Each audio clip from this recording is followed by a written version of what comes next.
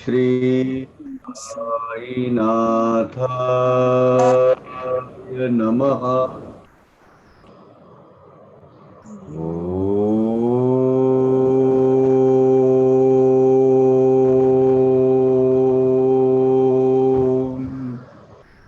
श्री साई नाथाय नमः। ओम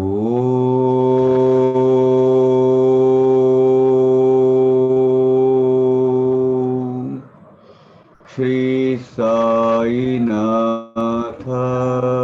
नमः। ओम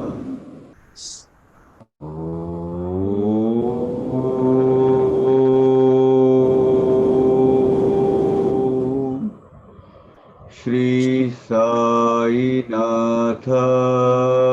नाथाय नमः। ओम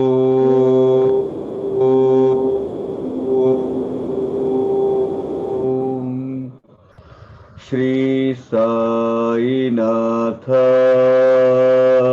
नमः। ओम श्री साई नाथाय नमः।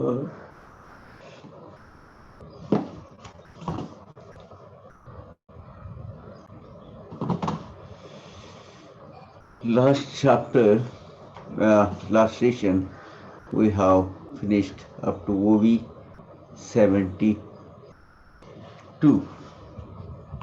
and we are starting with OV 73. Let us repeat 72 again to establish continuity. घटका गेल्या 10-12, परतले पुन्हा ते माघारा, काढोनी मज बाहेर मज झरझरा, पुसले की बारा आहेस तू. So the situation is like this. बाबा के सदगुरु वहां आए हुए हैं। उन्होंने उनके पैर को रस्से से जकड़ कर बांधा हुआ है और एक कुएं में, जहां पानी भरा हुआ है, लेकिन पानी के सतह से ठीक ऊपर, जहां उनके हाथ या मुंह न जाए, इस लेवल पर उन्होंने टांग के रखा है। ये द्योतक क्या है उसका डिस्कस हम बाद में करेंगे, चर्चा करेंगे उसके ऊपर।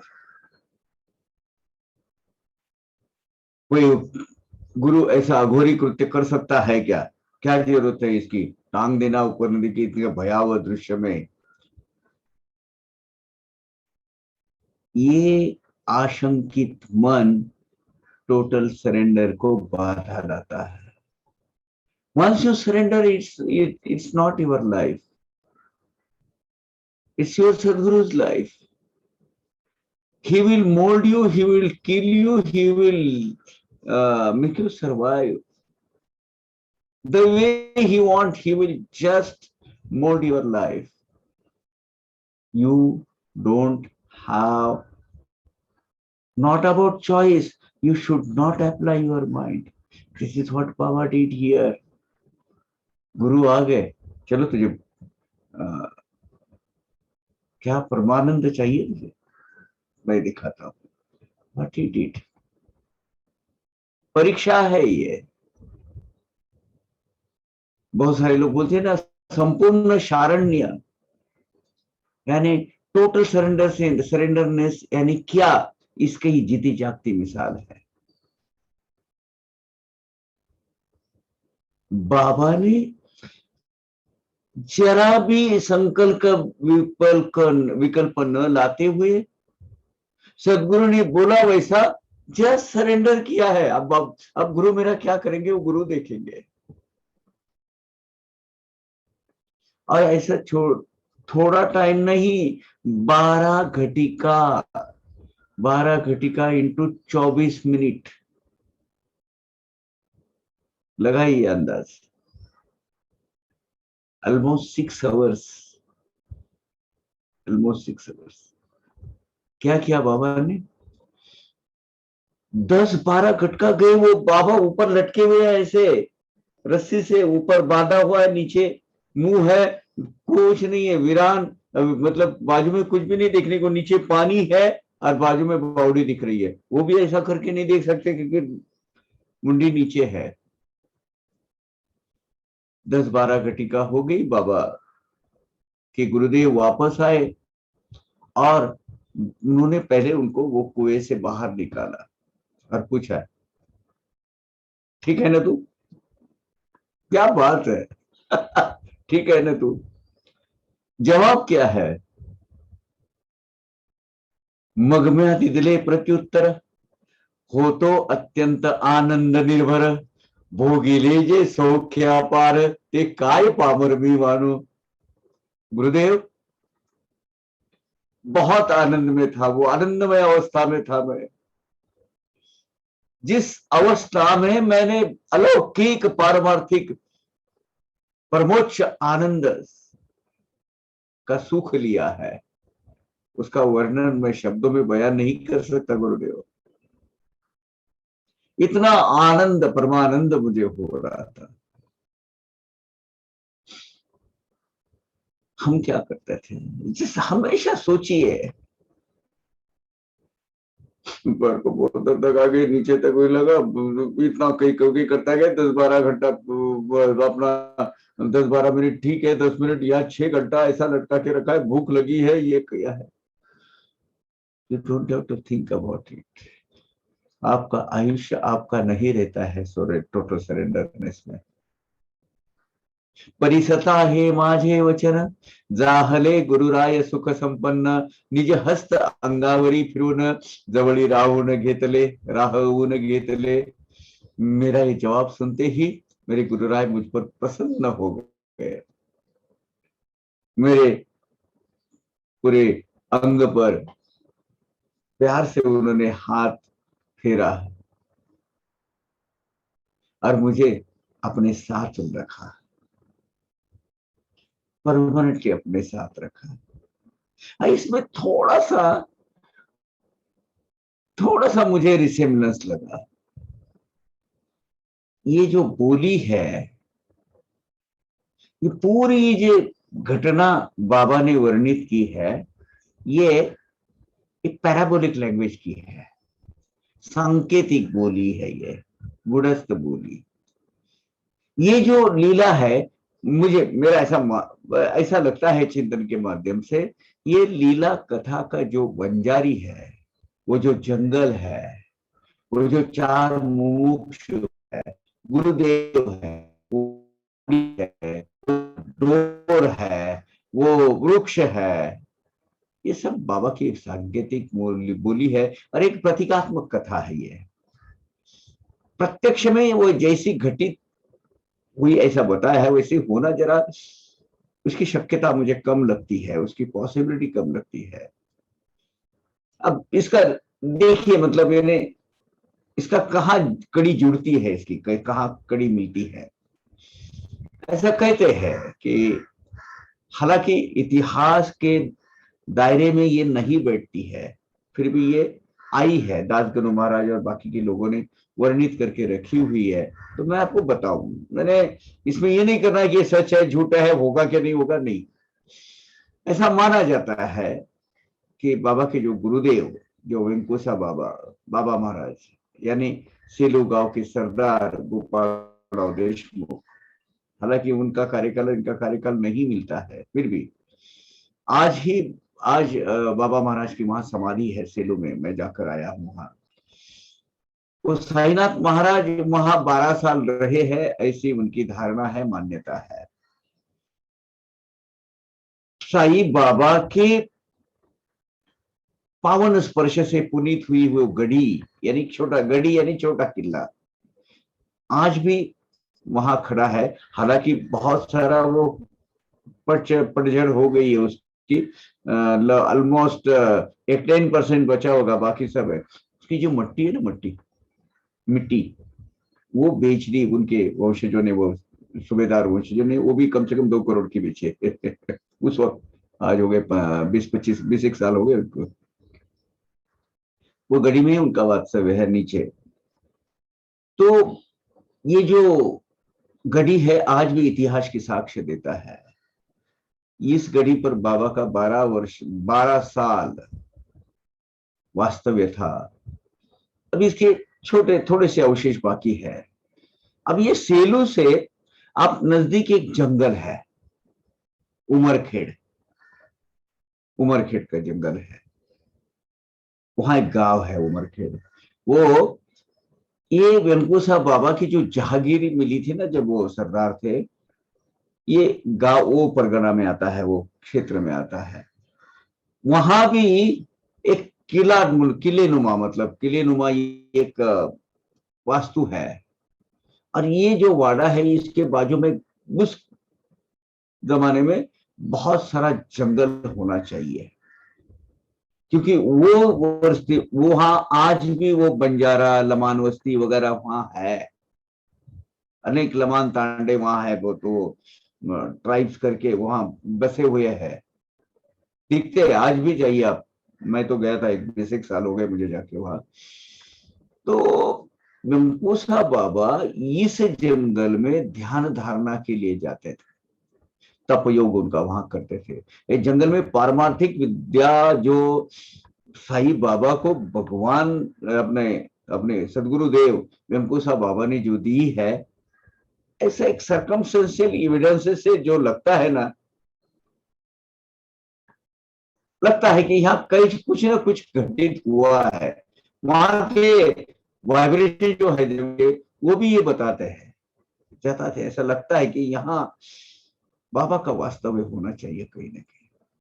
ऐसा कहा माना जाता है कि वो यही जंगल में वेंकोसा बाबा ने जो बाज गाय थी, वो गाय को दूध निकालने की जो लीला है वेंकोसा बाबा ने यही जंगल में की है। और साईं बाबा का, उनके जो शत्रु लोग आए थे उनको वो क्या बोलते हैं, मारने के लिए, क्योंकि हमारा देव, हमारा सदगुरुदेव, हमारे सरदार ये लड़की की वजह से गुमराह हो गया, ऐसी उनकी धारणा थी, ऐसी कथा है भाई अभी। और वो उनको मारने को लगे, और उन्होंने एक ईंट फेंक कर मारी, और वो ईंट वेंकुसा बाबा ने अपने आध्यात्मिक शक्ति के बल पर वो हवा में है, अटल अंतरिक्ष को अवस्था में रखी। अब उसको किसकी तो भी जान लेनी थी, इतना वो तेज था, लेकिन वो बाबा के ऊपर न आते हुए वो जो ईंट है वेंकुसा बाबा के सर पर जाकर प्रहार कर गई। और वो प्रहार करने के बाद वेंकुसा बाबा का वहां अंत हो गया है। और वो जो बांझ गए से दूध पिलाया है, उसमें अपनी सब आध्यात्मिक शक्तियां वेंकुसा बाबा ने इनको दी, और वहां से वो चल पड़े। वो जो ईंट है, वो ईंट हमेशा बाबा के पास रहती थी, क्योंकि वो ईंट में बाबा की जान थी, ऐसे ही ऐसा उनको लगता था। क्योंकि उसकी उसकी अनुभूति बाद में आई है, उसकी अनुभूति बाद में आई है, क्योंकि वो ईंट जब भंग हो गई माधव भसले के हाथ से, तो बाबा विलाप किया, रोना चालू कर दिया, अभी ये गई, अब मैं कहाँ रहता हूँ। मेरी जिंदगी की सांगातीन, मेरी जो सबसे प्यारी पसंदीदा जो चीज है वो आज गई है, अब ये गई तो अभी मैं भी नहीं रहने वाला, ऐसा रोने लगे बाबा। कुछ ना कुछ तो रिलेशन है, ये वो ईंट का, ये कथा का, वेंकुसा बाबा का, वो बांझ गाय का, वो उमरखेड़, और उसके बाजू बाजू का जो जंगल है घना, लगता है। ये प्रस्तुत लीला में जो वर्णित किया हुआ जो वन है, वो जो लमान, वो जो बंजारी बंजारा बोलते हैं, उसका जो वहां की बाउडी, वो निबिड़ अरण्य, इसमें से बहुत सारा रिसेम्बलेंस लगता है। नहीं, मेरी तो ऐसी धारणा कि वो वही होना चाहिए। ये जो कथा है ना, मुझे लगता है उमरखेड़ के वो निबिड़ घनदाट जो जंगल है वहां घटित होना चाहिए, ऐसी बारंबार खातरी लगती है। अभी अभ्यासक जितने हैं साई सच्चरित्र के, उसके लिए ये सेलू, वहां की गढ़ी, वेंकुसा बाबा की समाधि, उमरखेड़ का वो जो किले नुमा जो बाड़ा है, लमान के तांडे, अभी इसके मैंने फोटो लाए हैं। वो मैंने साई सच्चरित्र, भावार्थ साई सच्चरित्र में मेरे ख्याल से वॉल्यूम 2 में मैंने डाला है। लेकिन एक ही बात रह जाती है कि कालमापन। अब जब इतिहास होता है तो इतिहास को क्या लगता है? इतिहास को लगता है सच्चाई, डॉक्यूमेंट्री एविडेंस। कालमापन पे, कसौटी पे बाबा के गुरु वेंकुसा बाबा होना होना चाहिए, ये खरा नहीं उतर रहा है। वेंकुसा बाबा और बाबा का कार्यकाल, इसमें 36 इयर्स का फर्क है। लेकिन आध्यात्मिक जगत में बाबा का आयुष्मान वो हम तय नहीं कर सकते। हो सकता है बाबा वहां हो सकते हैं, क्योंकि हमने बाबा का जो वय का अंदाजा लगाया है, जो उम्र का अंदाजा लगाया है उनकी एज का, that is based upon reverse calculations. उनके जो शरीर शास्त्र है, शरीर एनाटॉमी के हिसाब से, भाई जब गए वो अंदाजा 80 साल के थे, तो वहां से रिवर्ट करके वापस आ जाओ तो 1835 1838 में उनका जन्म होना चाहिए। 1918 में गए हैं तो 80 साल पीछे जाओ, 1835 टू 1838। और वेंकुसा बाबा जो गए हैं सन 1801 में गए हैं, शके 17 से 23, वहां उसका वो शिलालेख है वहां सेलू के मंदिर में। तो वो जमता नहीं है। फिर भी छोड़ो, अपने इसमें ये कैलकुलेशंस में नहीं जाना है। वो जो प्रस्तुत कथा में जो साचार मुमुक्षु जीव है, जो एक ज्ञान मार्गी है, एक तपो मार्गी है, एक कर्म मार्गी है, और बाबा भक्ति मार्गी के प्रतीक है, मतलब वहां ये 4 मार्ग के प्रतिनिधित्व करते हैं। ये जो जंगल है परमेश्वर प्राप्ति का एक कठिन दुस्तर मार्ग का प्रतीक है। वो जो दौड़ है, वो जो रस्सी बांध के रखी है, और दौड़ ये गुरु कृपा है। ये बाबा से अनुसंधानित होने के सिवा, उनके साथ जकड़ के रहने के सिवा ये नहीं होता। मुझे लगता है गुरु कृपा का प्रतीक है। और वो बावड़ी के बाजू में वो जो कुआ है, कुएं के बाजू में जो झाड़ है जिसमें वो बांध के रखा है, वो भक्ति का प्रतीक है। भक्ति से जकड़ा जाता है गुरुदेव को। ये भाकर टुकड़ा खा जाओ, थोड़ा रोजी थोड़ा खाओ, ये जो है ये पारमार्थिक भरण पोषण विद्या या ग्रंथ संपदा का प्रतीक है। और ये जो बंजारा है, ये बंजारा परमार्थ मार्ग का मार्गदर्शक है, सत्संगी व्यक्ति का प्रतीक है। जो गुरु नहीं कह रहा था, नहीं, ये सत्संगी है। ये परमार्थ मार्ग दिखाने वाला अपना साथी है, गुरु बंधु है। बंजारा यानी गुरु नहीं, लेकिन परमार्थ की मार्ग की रुचि बढ़ाने वाला, परमार्थ मार्ग की पहचानत करवाने वाला, सूक्ष्म लेवल पर सदगुरु तक ने इसकी जिसकी नियुक्ति की हो, मानो योजन किया हो आपके जीवन में आने के लिए, सदगुरु तत्व का और सदगुरु का ये कार्य करता है। सदगुरु रूपी, सदगुरु रूप की रस्सी को जकड़ के बांधकर भव सागर का ये जो पानी है, वहां रहकर भी अलिप्तता से कितना कैसा बांधा है, वहां देख तू ये संसार का भव सागर देख, लेकिन वहां से तुझे मैं अलिप्त रखता हूं, इतनी ऊंचाई पर बांधता हूं, यहां से तुझे विरक्त होना है। ये जो विरक्ति है वो गुरु कृपा के डोर के माध्यम से भक्ति के झाड़ को बांधा हुआ है, इसीलिए उनको परमानंद आया है। एक बार विरक्ति आ गई और सदगुरु का शिष्यत्व प्राप्त हुआ, तो फिर आगे का जो प्रवास है सदगुरु के सूत्र संचालन के अनुसार होता है, जैसे वो चाहेंगे वैसा होता है। ये डिटेल में कहने का मतलब है कि ये इसीलिए ये मूवी का ये डिटेल इसीलिए किया कि ये परमार्थ मार्ग की एक श्रृंखला है, एक कड़ी है, एक पड़ाव है ये। और इसमें पैराबोलिक लैंग्वेज है। ये अपने चिंतन के माध्यम से इसके अलग कई कई अर्थ निकल सकते हैं। मैं ये दावा नहीं करता हूं कि मैं जो बोला हूं यही सही है। मुझे ऐसा अनु ऐसा भावार्थ लिखने की इच्छा हुई कि यह ऐसा होना चाहिए, क्योंकि वो जो जंगल में गया था ना उमर करके, वहां के उलमान के तांडे, वहां का जो वातावरण, वहां की जो बोली, वहां का रहन सहन, ये कथा से बिल्कुल मिलता है। सांगता येती प्रेमाचे उमाळे, मग मज नेले गुरु ने शाळे, पक्षिणी पिलिया पाखी कवळे, मदरागी कळवळे ते रीती।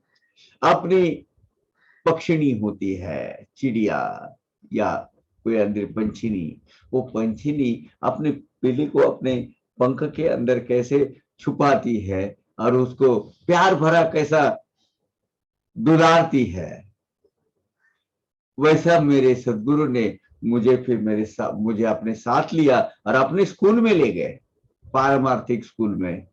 और बाबा के गुरु का बाबा पर इतना इतना प्यार प्रेम था कि बस कोई सीमा नहीं थी वो प्यार की। और वो सदगुरु अपने बाबा परब्रह्म तत्व है। सदगुरु का परब्रह्म का भगवान का कोई गुरु हो सकता है क्या? हो सकता है। वो किसी लिए आप और हमको बताने के लिए। सांदीपनी ऋषि के आश्रम में कौन गए थे? कृष्ण भगवान। वशिष्ठ ऋषि के आश्रम में कौन थे? गुरुकुल में राम भगवान, श्री राम प्रभु। तो ये जो चीज है, ये चीज कितना भी कैसा भी क्यों हो, सदगुरु से शिक्षा प्राप्त करना, सदगुरु की कृपा प्राप्त करना, यही जीवन का एकमात्र उद्देश्य रहता है। काय गोड गुरुची शाळा, सुटला जनक जननीचा लळा। क्या बात है, हा? तुटली मोह ममतेची श्रृंखला, लादोल अवलीला मुक्तता। अब वो सदगुरु की स्कूल में मुझे प्रवेश मिल गया, और क्या बोलूं, माता पिता, मेरे आप्त गण गोद जो भी है, मोह माया से जकड़े हुए मेरे जितने भी रिलेशन है, उसमें पूरा विरक्त हो गया। मेरी मोह माया के बंधन पूरे टूट गए, जगह पर धरा की तरह रह गए वो। और मैं अनायास बिना किसी प्रयास से मुक्त हो गया सदगुरु की कृपा से। और आगे वर्णन करते हैं बाबा अपनी वो जो स्थिति का, सुटला दुरा पाश सगळा, भंगरी प्रवृत्ती प्रतिबंध अडगळा, वाटे या गुरुच्या गळ्यातची गळा, काढून त्या डोळा बसवावे। क्या अवस्था हो गई बाबा की। बाबा बोलते हैं सब मेरे पाश मोह माया के बंधन वगैरह सब टूट गए। मेरी जो मर्यादाएं थी, मोह माया ने मुझ पर जो डाल की रखी थी, वो प्रवृत्ति यानी आप पर भाव, वो सब खत्म हो गया। अरगड़ा यानी वो जो मैं आपको बोला था, वो बड़ा एक लकड़ी का जो अंदर बांधते हैं वो वाड़ा के अंदर एज ए सिक्योरिटी मेजर, यानी वो पूरे प्रतिबंध है दहलीज को उल्लंघन कर जाने के, वो बाबा के खत्म हो गए।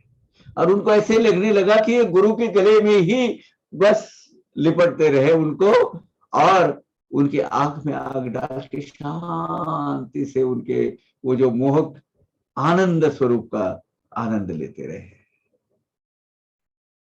सदगुरु ने मुझे मेरे सब पाशों से मुझे मुक्त कर दिया, सब भव बंधनों से मुक्त कर दिया। प्रपंच मार्ग से मुझे विरक्ति ली, प्रपंच वृत्ति ही निकल गई मेरी, प्रपंच प्रवृत्ति वही निकल गई। कर्म बंध पूरे मेरे विनाश हो गए, मेरे पूरे अड़चनी ऑब्स्टिकल्स हिंड्रेंसेस पूरे निकल गए। और सदगुरु के आंख में आग डालकर एकाग्र चित्त से उनके गले से लिपट कर हमेशा बैठे रहना, यही मुझे अच्छा लगने लगा। मुझे लगने नहीं लगा, ऐसा मुझे होना चाहिए, यही मेरी धारणा, यही मेरी भावना हो गई। तयाचे प्रतिबिंब नसता डोळा, तो काय शुद्ध मासाचा गोळा, अथवा त्या विणभरा मी आंधळा, ऐशी ही शाळा मज झाली। अगर सदगुरु की प्रतिमा, सदगुरु की छवि एक आंख में न बसी हो तो महज एक मसल पीस है, वो एक मटन का टुकड़ा है, मसल पीस। उससे तो अच्छा मैं अंधा अच्छा हूं। ऐसी ऐसी शिक्षा मुझे वो स्कूल में मिली, ऐसी स्कूल में मुझे शिक्षा मिली। वहां मैं इतना इतना उसमें लीन हो गया, वो सदगुरु के सानिध्य में, सदगुरु के सहवास में। मुझे मेरी आंख में बाबा, मेरे सदगुरु के सिवाय दूसरी प्रतिमा आ ही नहीं रही थी। लागता या शाळे सपाय, कोण हतभागी महागारा जाय, माझे घरदार बाप माय, सर्वची गुरु राय जाहरे। अब क्या बताओ मेरे सदगुरु की कृपा, असीम कृपा मुझ पर। मैं सदगुरु के स्कूल में, सदगुरु ने मुझे दाखिल कर लिया, और कौन आभागा ऐसा परम सुख छोड़कर पीछे लौट जाएगा। मेरा तो घर बार, माँ बाप, सगा संबंधी, आप्त जन, दोस्त, इष्ट मित्र सब मेरे सदगुरु ही हो गए, और सब सदगुरु मैं, मेरा जीवन हो गया। इतर इंद्रिय सहित मना, सोडुनिया निज स्थाना, ठेली नियमुनी एका नयना, ध्यान अवधाना कारणे। क्या अवस्था हो गई मेरी। बाकी की जो इंद्रियां हैं, मानो उनकी सब शक्ति, उनकी जो क्रिया शक्ति है, वो सब उन्होंने अपने अपने इंद्रिया ने मेरे आंख को प्रदान कर दी। यानी बाकी मैं क्रियाहीन हो गया। मुझे सिर्फ आंख जो है पूरी, मेरे बदन की जो दूसरी इंद्रिया है, वो इंद्रिया ने अपनी सर्व शक्ति मेरे आंख, ये इंद्रिया को क्या कर दी, प्रदान कर दी। ऐसा लगा मुझे अपने। अब मेरे आंख क्या हो गए, मेरे आंखें मेरे हाथ हो गए, मेरे आंखें मेरे पैर हो गए, मेरे आंखें मेरे कान हो गए, मेरे सब कुछ। सोडुनिया निज स्थाना, वो इंद्रिया अपने अपने स्थान छोड़कर मानो मेरे आंख में आकर समा गई, आंख में आकर ही बैठी। किस लिए? सदगुरु के ध्यान अवधान कारण की वजह से, ध्यान अवधान कारण है। जीते जाते बोलते जाते मैं सदगुरु के ध्यान मूर्ति बन गया। मेरी आंख सदगुरु के सिवाय दूसरा कुछ देख ही नहीं सकती थी, देखने को राजी भी नहीं थी, उसमें कोई रुचि भी नहीं थी उसको। आंख के सामने सिर्फ सदगुरु के दर्शन होते थे। गुरु एक दृष्टि चे ध्यान, इतर सर्व गुरु समान, नाही गुरु विन दूजे आन, अनन्य अवधान या नाव। ये अनन्य अवधान जो है, इसका कोई दूसरा विकल्प नहीं हो सकता, अल्टीमेट नहीं हो सकता। हाँ, ये क्या हो सकता है? अनन्य अवधान। नहीं गुरु के तरफ दृष्टि से मैं जो देखता था, ये अन्य समान मुझे गुरु समान ही लगते थे। जहां भी मैं कोई दूसरी चीज दृश्य को देखता था, वहां भी मेरे सदगुरु के समान ही, आप ही मेरे सदगुरु ही हो। नाना साहब निमंत्र की अवस्था हो गई थी आखिरी में। सब उनको गुरु समान, बाबा समान दिखते थे। दो गुरु के सिवाय दूसरा कोई विषय ही नहीं था इंद्रिया का। इसको बोलते हैं अनन्य अवधान। उसके सिवाय दूसरा कुछ सूझना ही नहीं, विषय ही नहीं हो सकता दूसरे अपने शरीर के पूरे इंद्रिया का। करिता गुरु स्वरूप ध्यान, कुंठित होय बुद्धि मन, म्हणून शेवटी करावे नमन, निशब्द मौन धरो नियम। वो गुरु का वर्णन ही नहीं हो सकता।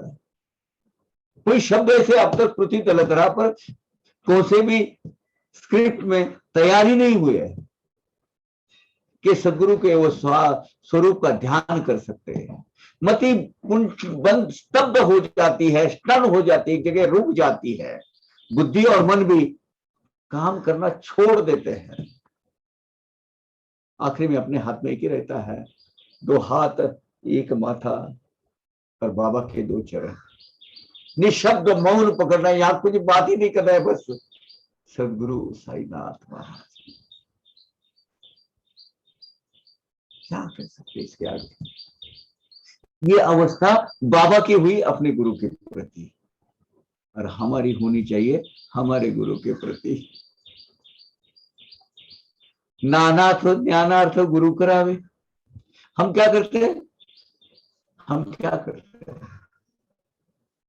गुरु ज्ञान प्राप्ति के लिए करते हैं, और सदगुरु भी शून्य सब यानी क्या बोलते सदुपदेश के नाम पर क्या करते हैं, वो भी में आया है अभी। ना तो ज्ञानार्थ गुरु करावे, शून्य सद उपदेशाच्या नावे, दक्षिणा देता वित्ता मुकावे, अनुतापा पावा परिणामी। गुरु की ज्ञान प्राप्ति के लिए सदगुरु करने में कोई अर्थ नहीं है, फिजूल की एक्सरसाइज है वो, ये निरर्थक उपदेश मात्र से क्या होता है। आप उस पर कार्यान्वित होते हो, बस कान को अच्छा लगता है छोड़ देते हो, अपने जीवन में उसको ऑपरेटिंग प्रैक्टिस करते हो, उसकी अपने अंगी स्वीकार करके उसके हिसाब से चलते हैं, नहीं। तो ये ऐसा निरर्थक उपदेश क्या काम का। और गुरु को प्राप्त करने के लिए वो भी गुरु भंपक गुरु रहते हैं, ऐसे ही दिखावे वाले गुरु। उनको दक्षिणा दान करो और अपने आर्थिक दृष्टि हमें मतलब इकोनॉमिकली हम वीक हो जाओ, और बाद में पछतावा, अरे यार गलत जगह दिया मैंने, क्योंकि वो उसी के हकदार लायक नहीं थे, लेकिन मेरे से हो गई। अब उसमें पछतावा पाना क्या है ये अनुताप, यानी पछतावा होना अंत में, ये इसका मतलब है कुछ भी। इसीलिए दान जब आप देते हैं, एक बार आपने सोचा कि इसको देना है, और वो आने के बाद वो दान के बारे में फिर भी कभी उसके ऊपर सोचो मत। वो सत्पात्री हो गया, व्यर्थ गया कि नहीं हुआ, उसका सही में इस्तेमाल हुआ कि उपयोग हुआ कि नहीं हुआ, ये मूवमेंट आपके हाथ से हो गया है, आप उससे डिटैच होने चाहिए, क्योंकि आपने जो भावना से दिया है वो भावना भगवान के पास दृढ़ हो गई। अब जब आप उसके ऊपर आपका एनालिटिकल माइंड चलाते हैं ना, फिर वो रिवोक हो जाती है। अरे जो इसने दिया था उसके ऊपर सोच रहा है, ये कर रहा है, तो आपके क्रेडिट का जो अकाउंट है उसमें एक डेबिट नोट लिखी जाती है। वो डेबिट नोट वहां रजिस्टर होती है, इसने दिया तो था लेकिन उससे वो डिटैच नहीं हो पाया, इसलिए इसको डिस्काउंटेड लेवल पर जमा करो। जमा तो करेंगे लेकिन इसके वैल्यू डिस्काउंट कर दो, क्योंकि वो अब तक वो भूल नहीं पा रहा है जो उसने दिया है। उसको हमेशा वो मैंने किया, ये मेरा है, ऐसा लगना चाहिए। इसलिए ध्यान रखना इस बात पर। गुह्य ज्ञानाची केवळ चावटी, मिरवे प्रांजळपणाची ड्युटी, पाजली दंभे जया बाळगुटी, देईल शेवटी तो काय। ऐसे दिखावे वाले गुरु, शाइनिट पाउडर के एजेंट, पूरे शाइनिंग गुरु बहुत है। हमारे पास बहुत बड़ा ज्ञान है, ऐसा वो जताते हैं, दिखाते हैं, होता नहीं है। हम बहुत सच्चील है, शुद्धाचरणी है, क्या बोलते हैं, सदाचारी है, सात्विक प्रेम भाव से भरे हुए हैं, बहुत प्रामाणिक है, हम बहुत ऑनेस्ट है, सिंसियर है, इंटीग्रिटी हमारी परफेक्ट है, ऐसा वो दिखाते हैं सदगुरु। ऐसे ढोंग करने वाले, ऐसा सॉन्ग रचाने वाले गुरु से अपनी कोई आध्यात्मिक प्रगति हो सकती नहीं। मोठा सोहळा, अंतर्यामी नाही कोवळा, प्रतीतीच्या नावे आवळा, तयाची शाळा रिकामी। ऊपर ऊपर बहुत दिखता है, ऊपर ऊपर वो क्या बहुत अच्छा अधिकारी व्यक्ति लगता है, लेकिन अंदर बहुत कच्चा गड़ा रहता है वो। अनुभूति के नाम पर तो कुछ भी नहीं दे सकता। साईं बाबा की अनुभूति देखो, अरे आतड़िया बाहर सूखने को डाल दी, फिर से ली डाल दी, जैसे कोई अपना चना मरमरा है, खा ले, खा नीचे रख लिया, ऊपर आया, अरे कमाल है। इस तरीके की लीला सिर्फ बाबा ही, लीला ग्रही विग्रही वो ही कर सकते हैं। अनुभूति के नाम पर ये जो ढोंगी दिखावे गुरु है ना, वो कुछ हाथ चालाकी करके जैसे आंवले के समान, आवळा यानी प्रचितीच्या नावे आवला, अपनी अनुभूति तो वो जीरो देते, शून्य देते, आवला यानी जीरो, यहाँ यहाँ आवला का मतलब जीरो। उसकी स्कूल में क्या आपको ग्रेडेशन मिलेगा, जो उसके पास ही खुद कुछ नहीं है, तयाची शाळा रिकामी, उसका स्कूल है खाली रहता है ऐसे दाम्भिक गुरु का। हाँ यहाँ एक होता है, लेकिन बहुत ही अच्छे सजग शब्दों में, बहुत ही वेरी इंप्रेसिव प्रभावी शब्द भंडार से वो, हम बहुत ब्रह्मज्ञानी है, शब्द ज्ञानी है, आपने विद्वान है, स्कॉलर है, ऐसा वो जताने में सफल हो जाते हैं। ए बेस्ट ओरेटर, वो बेस्ट ओरेटर क्या सदगुरु होता है। जे थे शब्द ज्ञानालावूत, ब्रह्म ज्ञानाची नाही प्रचित, सोन्मुखे गुरु निज गरिमा गात, शिष्या निज हित ते कैसे। ऐसे सदगुरु क्या होते मालूम है, उनको बहुत अच्छे प्रभावी लैंग्वेज से अपना कहना, वो आपको लॉजिकली बराबर ऐसा समझाएंगे और आप उसके वो घेरे में चपेटे में आ भी जाएंगे, लेकिन वहां ब्रह्म ज्ञान की शुद्ध प्रतीति होती ही नहीं है। अपनी गरिमा, अपनी महती, अपना महत्व वो खुद ही बढ़ाते हैं, अपने ही अपने हाथ से आपकी आपकी टिमकी बजाते हैं, अपनी प्रसिद्धि हम आप ही सब खुद ही कहते हैं कि मैं कैसा बड़ा हूं। देखना जब ये यूट्यूब वगैरह पर बहुत सारे बाबा, अमके फला बाबा ने अमका किया, वो ऐसे बाबा ने वैसा किया, सामने आया, उसकी उसको बोल दिया कि तेरे ऐसा ऐसा होगा, ये करेगा, छलावा है, पूरा दिखावा है, मोह माया से घिरे हुए ये अज्ञानी जीव है। ऐसे जो सदगुरु है ना, अज्ञानी जीव है ये। अरे खुद का वो भला नहीं कर पाते हैं तो शिष्य का निज हित क्या करेंगे, शिष्या निज हित थे कैसे। स्वमुखे गुरु निज गरिमा गात, अपने ही महती, अपना ही गुणगान अपने ही मुंह से कर रहा है, वो शिष्य शिष्य का हित क्या कर सकते भैया, नहीं कर सकते। केवल शब्द भरे ज्ञान से परमार्थ ज्ञान और ब्रह्म ज्ञान नहीं मिलता, उसकी अनुभूति भी नहीं आती।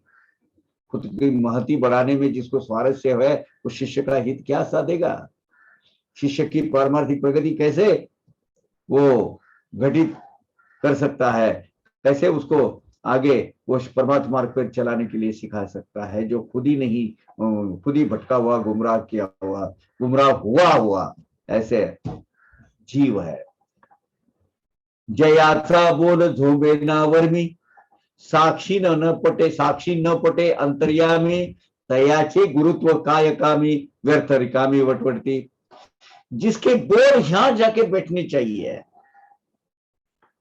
जिसके बोल की अनुभूति यहां आके बसनी चाहिए, ऐसी कार होनी चाहिए कि जिंदगी भर वो कभी ना भूले।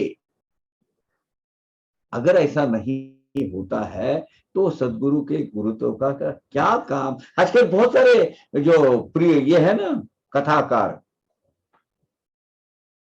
साई कथाकार बहुत आए, ऐसे फौज के फौज क्रिएट हो गई है। ये जो साई कथाकार है वो सदगुरु का तत्व, सदगुरु का दर्जा हासिल हो सकता है उनको। बहुत सारी बार मैंने देखा कि बस बहुत अच्छा विवरण करते हैं साई सचिव का, इसका सबका बोलते हैं, और बाद में तांता लगाया रहता है लोगों का पैर छूने के लिए। क्या हम वो नमस्कार स्वीकार करने के हकदार है?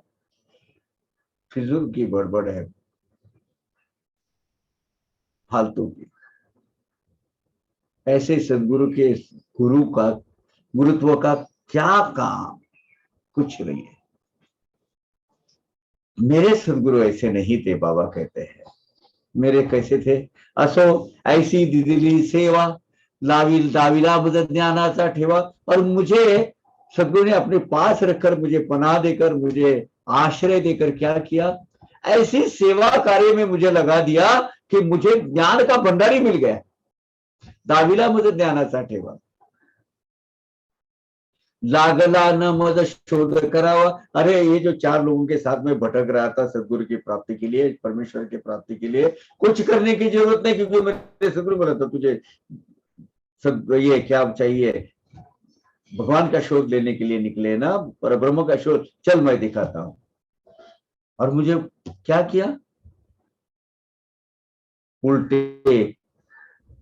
उल्टा टांग दिया मुझे बाउडी के अंदर, वहां से बाहर निकाला। अब तो ठीक है ना, ये है ना उसकी शुद्धिकरण की प्रक्रिया है। वो शुद्धिकरण की प्रक्रिया कर कर मुझे अपने साथ में लिया।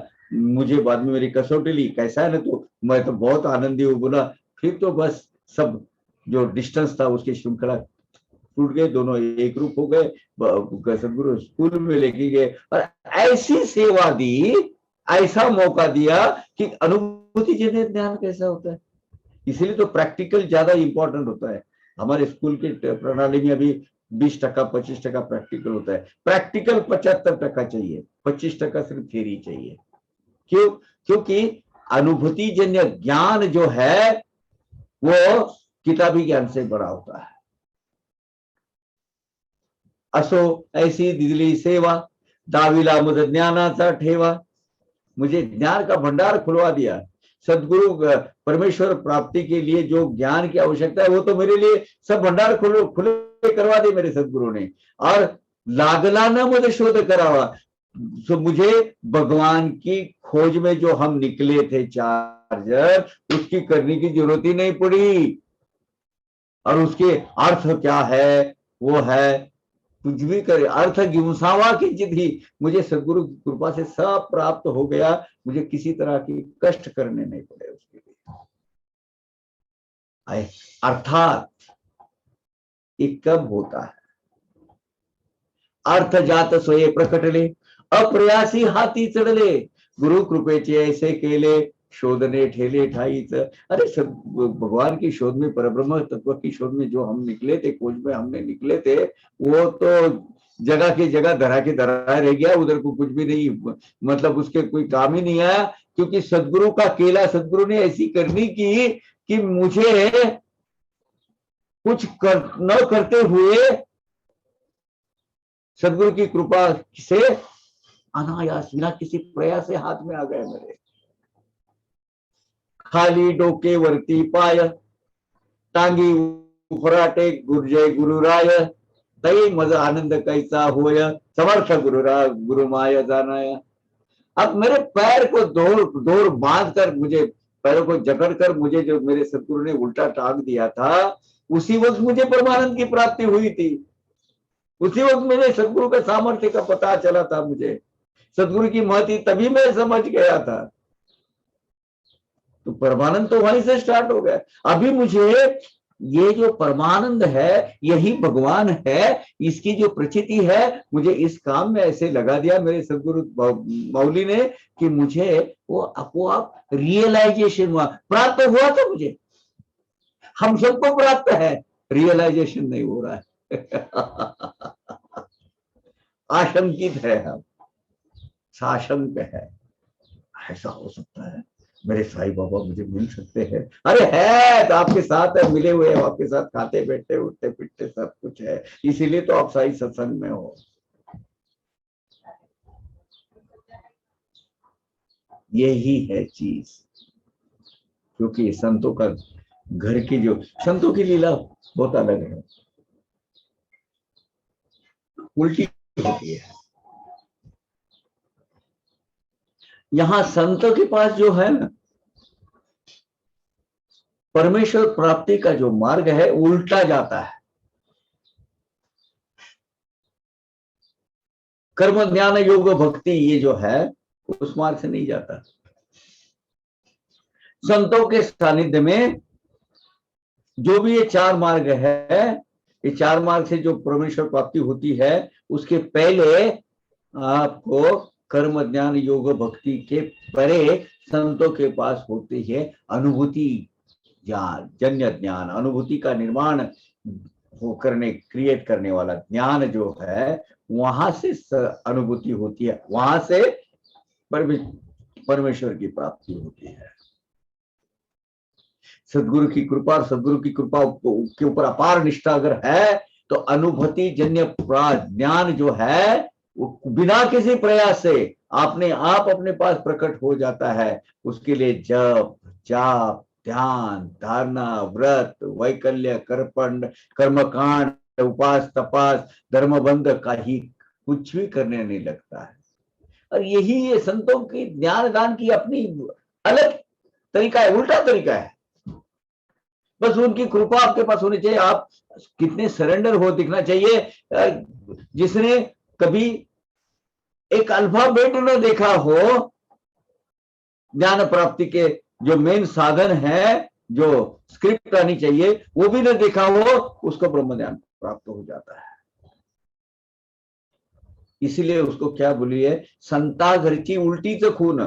संतों के पास ये लीनियर तरीके नहीं होते हैं। महादू फसले बाबा का जो सेवक था, उसका उल्लेख आपको कहीं दिखेगा नहीं, लेकिन महादू फसले को बाबा ने चारों धाम की यात्रा करवाई है। उसको बाबा के महती, बाबा का ज्ञान, बाबा के ये जो है सत्संग वगैरह वगैरह कुछ नहीं, बाबा के सेवा में लगा रहा और कहां पहुंच गया। ए साइलेंट वर्कर, साइलेंट सेवा भावी, ऐसा वो माधु फसले। क्या होता है, इसलिए तो होता है संता घरची उल्टी से खून। हे तो अनुभव जन्य ज्ञान, यहाँ अनुभूति जन्य ज्ञान मिलता है। कर्म ज्ञान योग भक्ति कुछ कर्म कांड वगैरह सब करने की कोई जरूरत नहीं है। कल मुझे एक प्रदेश से फोन आया, बोले काका मैं आपके वो वीडियो देखती हूँ, वो साई सीरियल देखती हूँ, आपके वो ये साई सच्चरित्र ये जो है ये एपिसोड देखती हूँ, और आपसे मेरा दिल करता है पूछने का कि मुझे, मेरा मन करता है, मेरा दिल करता है कि भगवान को लोबान चढ़ाओ साईं बाबा को, लेकिन क्या ऐसा करना उचित है? अगरबत्ती से काम नहीं चलेगा। क्या जवाब देना चाहिए मैंने, क्या बताए? ऐसी preliminary pre primary, not even kindergarten, kindergarten की पहली वाली भक्ति क्या, 5 मिनट पहले उन्होंने मेरा ऐसी अनुभूति मिली, वैसे मिली, ऐसा है वैसा है, तो सब कुछ बता दिया कि मैं बाबा के कितने करीब हूँ, वो ठीक है। उसके बाद बोलती है मैं लोभान चढ़ा हूं या अगरबत्ती लगाओ, क्या उचित होगा आप बताइए। दया आ गई मुझे उस पर। अरे भगवान साईनाथ ने इतनी अनुभूतियां तुझे दी है, इतना अपने अस्तित्व और उनकी कृपा छाया, कृपा नजर तेरे ऊपर है, तुम्हें रियलाइज नहीं हुआ अभी तक?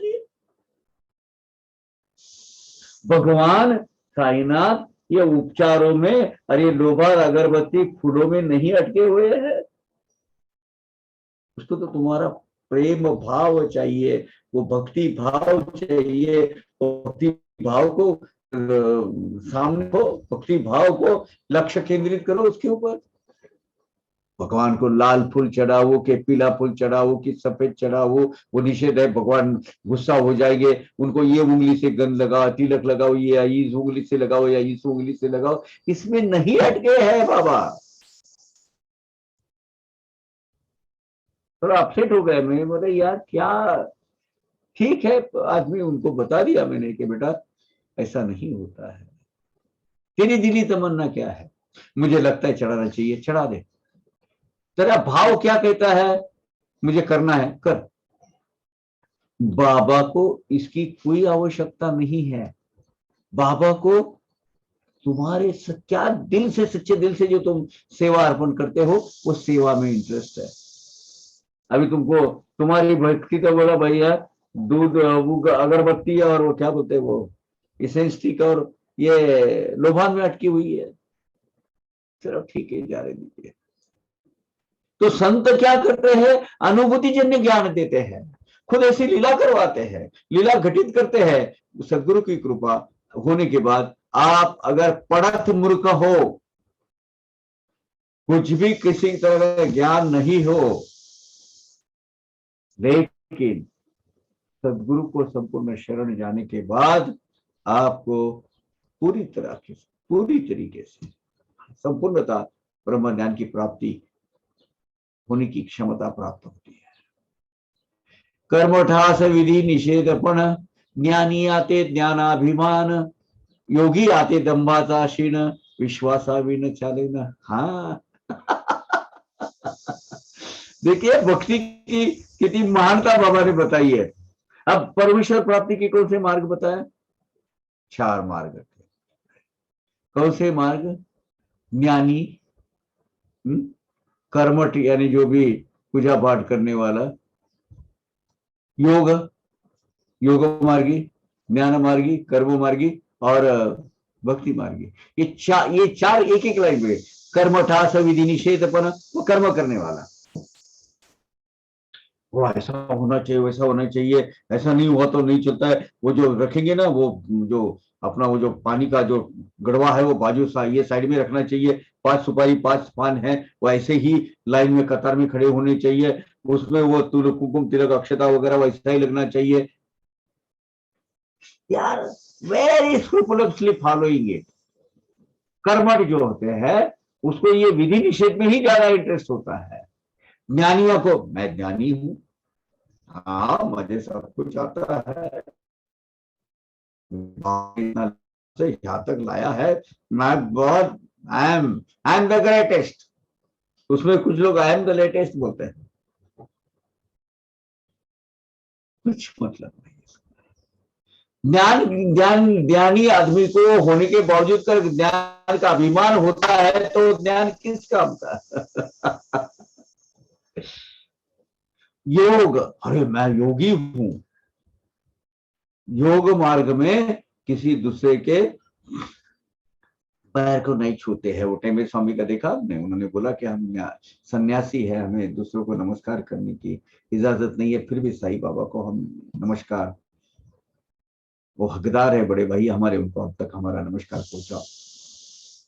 योगी जो है वो दाम्भिक प्रवृत्ति का बड़ा, यही खड़ा हुआ चाहिए, वो ऐसा ही ड्रेस चाहिए, वैसा ही, अब मुझे हाथ में वो क्या बोलते हैं, वो झंडा चाहिए, कमंडलू चाहिए, ये चाहिए। ये बाह्यिक दिखावे पर, ऊपर ऊपर के दिखावे पर वो उसी में अटक जाते हैं। हमने संन्यास धर्म का या योगी का, योगी होने का पूरा पूरा आचरण भी करना चाहिए। ये सब चीज क्या है ना, ये सिर्फ एक्सरसाइज है। योगी आते दंभाचा क्षीण, इसी में अटके रहते वो। लेकिन ये तीनों भी जो मार्गी है ना, कर्म मार्गी, ज्ञान मार्गी, योग मार्गी, इनका जो भी है अटूट अटल श्रद्धा होने के बाद ही इसका फायदा है। अरे अटूट और अटल श्रद्धा के लिए ये सब करने की जरूरत है क्या? नहीं। भक्ति मार्ग से, भक्ति भाव से भगवान पर अटूट श्रद्धा रखो, विश्वास रखो, वो विश्वास ही भक्ति है। अब कितने भी ज्ञानी हो बड़े, अब कितना भी जपो मार्गी हो, नाम स्मरण करने वाले हो, अपना रोजमर्रा की जिंदगी में बहुत सच्ची साथ से आप कर्म करते हो, सब करते हो, भक्ति मार्ग इनसे भी ऊपर श्रेष्ठ है। अगर आपके पास भक्ति नहीं है, आपका ज्ञान भी कुछ काम का नहीं, आपका योग मार्ग भी कुछ काम का नहीं, आपका कर्म मार्ग भी कुछ काम का नहीं। ये हमेशा याद रखना। विश्वास भगवान के प्रति पूरा शरणागत और पूर्ण धातु विश्वास, दृढ़ विश्वास हो ना, तो ये पॉसिबल होता है। भक्ति मार्ग में दृढ़ विश्वास के सिवाय परमेश्वर की प्राप्ति नहीं है। वो 16 ज्ञानी, वृथाभिमान ज्ञानी होने का योग्य के एक दाम्भिकता से वो जो आचरण बिहेवियर, कोई मुझे छूना नहीं, मैं ऐसे जाऊंगा, कोई मतलब नहीं है, फिजूल का है। और ये ज्ञानी पंडित होते ना, उसमें तो वो भी तो और तकलीफ वाले होते। पंडितांचे गर्वांध डोळे, अभिमानाचे प्रत्यक्ष पुतळे, ज्ञानिया तया से पाहुनी पड़े, संगी न मिले तयाचा। ये पंडित लोग होते हैं। पंडित ये एक पुराने जमाने में अपनी एक परंपरा है। आजकल कोई भी पंडित बोलता है अपने आप को, 4 किताबें के लिखी पंडित होते हैं। पंडित यानी 4 वेद, 6 शास्त्र और 18 विज्ञान, जिसकी पूरा उसका अध्ययन होके, जिसमें वो स्कॉलर है, कि जो श्रुति स्मृति विरान का जो ज्ञान है, उसके मुंह पे जिसको ऐसा रेंगता है, फूलता है, वो है पंडित। और वो पंडित पदवी धर्म पीठ देता है। आजकल कोई भी लगाता है पंडित।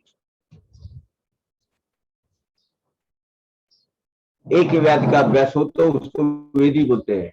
दो वेद का अभ्यासी हो तो द्विवेदी, 3 वेद का अभ्यास हो तो त्रिवेदी, 4 वेद का अगर एक्सपर्ट हो तो चतुर्वेदी, 6 शास्त्रों का अभ्यास होगा तो वो शास्त्री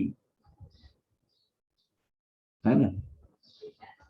यानी एक वेदी, द्विवेदी, त्रिवेदी, चतुर्वेदी, शास्त्री और पंडित होते हैं। सबका अभ्यास जिसका हो गया हो। ऐसे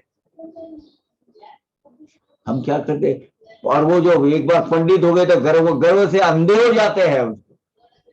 अरे मैं पंडित हूं, मेरे पीछे देखो पंडित है। कौसे एक टिन पार्ट इस पर कुछ एक संशोधन करते हैं, कोई गाइड के नीचे 2 साल उसके ऊपर कोई एक थीसिस लिखते हैं, कोई यूनिवर्सिटी उनको डॉक्टरेट देती है, पीछे डॉ रखता है। इस पर ही वो सीमित रहता है। वो जो थीसिस है, उसके जो निष्कर्ष उसने लिखाए हुए रहते हैं, वो यूनिवर्सिटी के लाइब्रेरी के किसी कॉर्नर में जाके बैठ जाते हैं, बस खत्म हो गया, इसके पीछे डॉ लग गया। डॉक्टरेट यानी ज्ञानी। अगर वो नहीं है तो डॉ का कुछ मतलब है, वो आप सोचो उसके आगे क्या लगाना है। पंडितांचे गर्वांध डोळे, अभिमानाचे प्रत्यक्ष पुतळे, अभिमान से वो लथपथ रहते हैं। ज्ञानी लोग भी इसको ऐसे पंडित को देखकर भाग जाते हैं, उनके साथ वो उनका मेल नहीं खाता। संगे न मिले तयाचा, मेल नहीं खाता उनके साथ।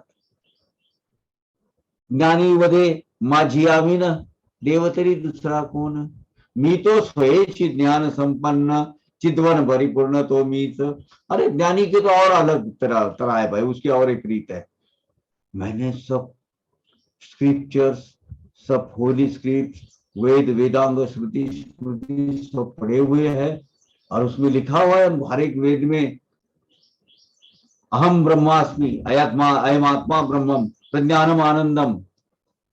और ये सब तो मैं ही वो हूं, क्योंकि मैं वो जानता हूं, मैं ही भगवान हूं।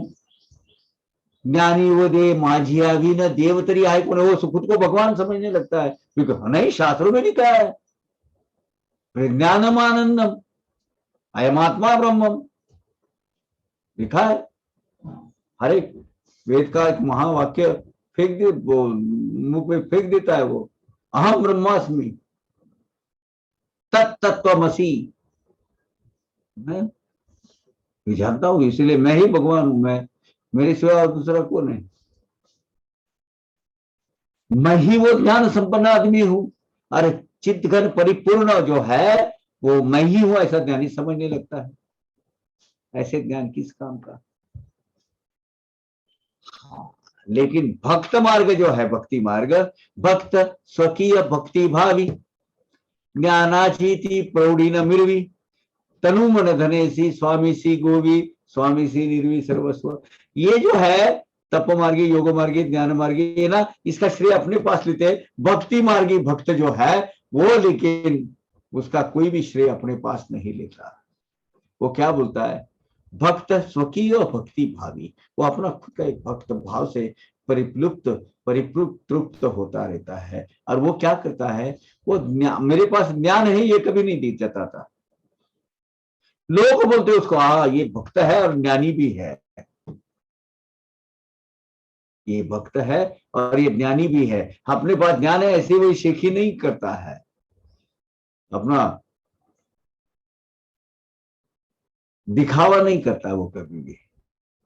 और वो क्या करता है, हमेशा जब बात करता है मेरे सदगुरु की कृपा, मेरे सदगुरु की देन, सदगुरु का नाम के साथ जोड़ देता है। मेरे सदगुरु ने मुझे कहा था, तनु मन धने सी स्वामी सी गोवी। आज ये तन मुझे मिला है, मेरे स्वामी की कृपा है। ये मन मेरा शुद्ध हो गया और मेरा परमात्मा लगा है, ये मेरे स्वामी की है। आज इतनी ये जो संपत्ति विपदा मुझे मिली है, ये मेरे सदगुरु साईनाथ महाराज की देन है।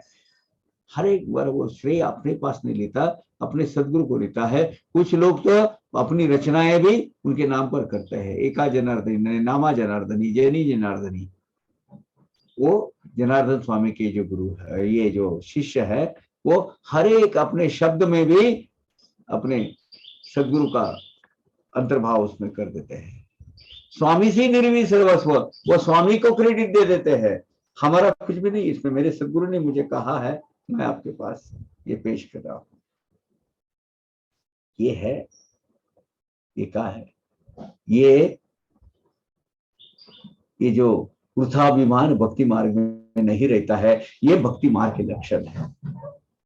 ही एक माझी कर्तव्यगारी, ही मत सामर्थ्याची थोरी, ही मद बुद्धि वैभवाची उजरी, नसे ही पुंजरी तयाचे।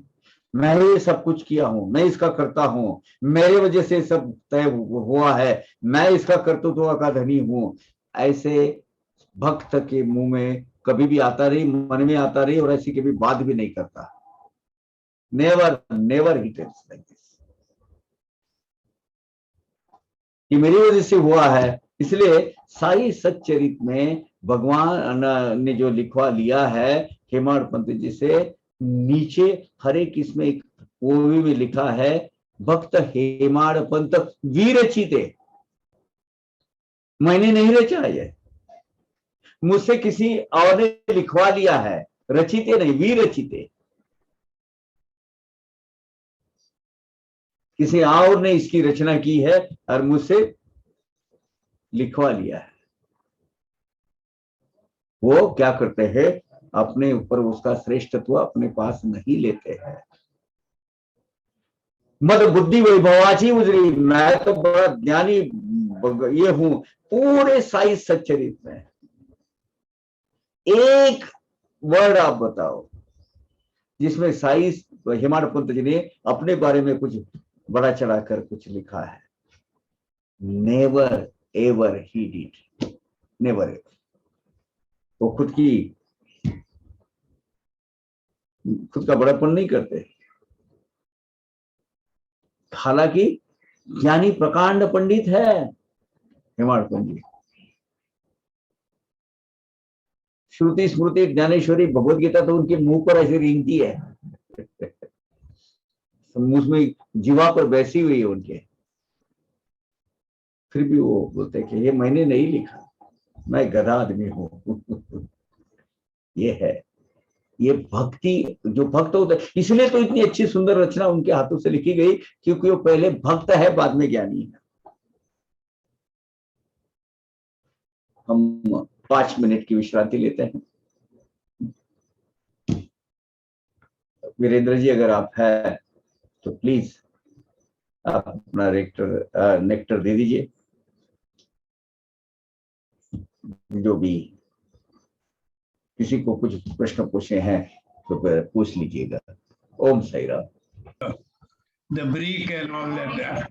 I am not fully aware of that, but I know one thing I can only share with side devotees. You see, because this is what I have experienced. You know, life when you get an experience, you realize what you read. Sai Satcharitra. You see, you talk of things like Ghana jungle. You just now you said you went there, you seen once upon a time there must have been Ghana jungle. Now that experience I have got.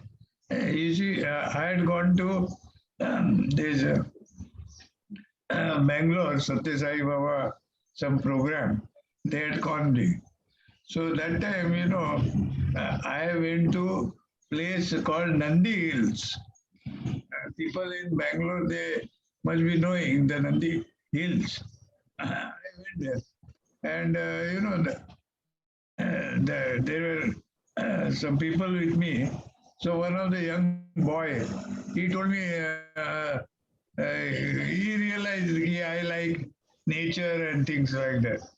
So he told me, Uncle, there is a place called Govinda Dham, and you must visit that place. So I told him, okay, you take me. So he took me, and that place is on Nandi Hills. And my God, when I went that place is a thick forest, very, very thick. I never realized I had never seen such a thick forest in my lifetime. And I asked him, such a thick forest is here. He told me, Sab, the uncle, they tell that this is the place where Dandakaranya was there. So, of course, I had read about Dandakaranya, but I had not seen.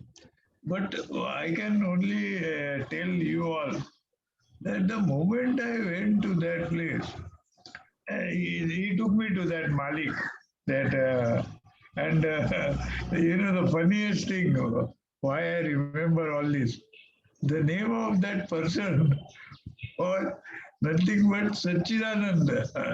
His name was Sachidananda Rao. So he introduced me to that gentleman, and he had a very small Bangalore, and he was saying in that he was from Bangalore, but he used to visit there, that Govindam.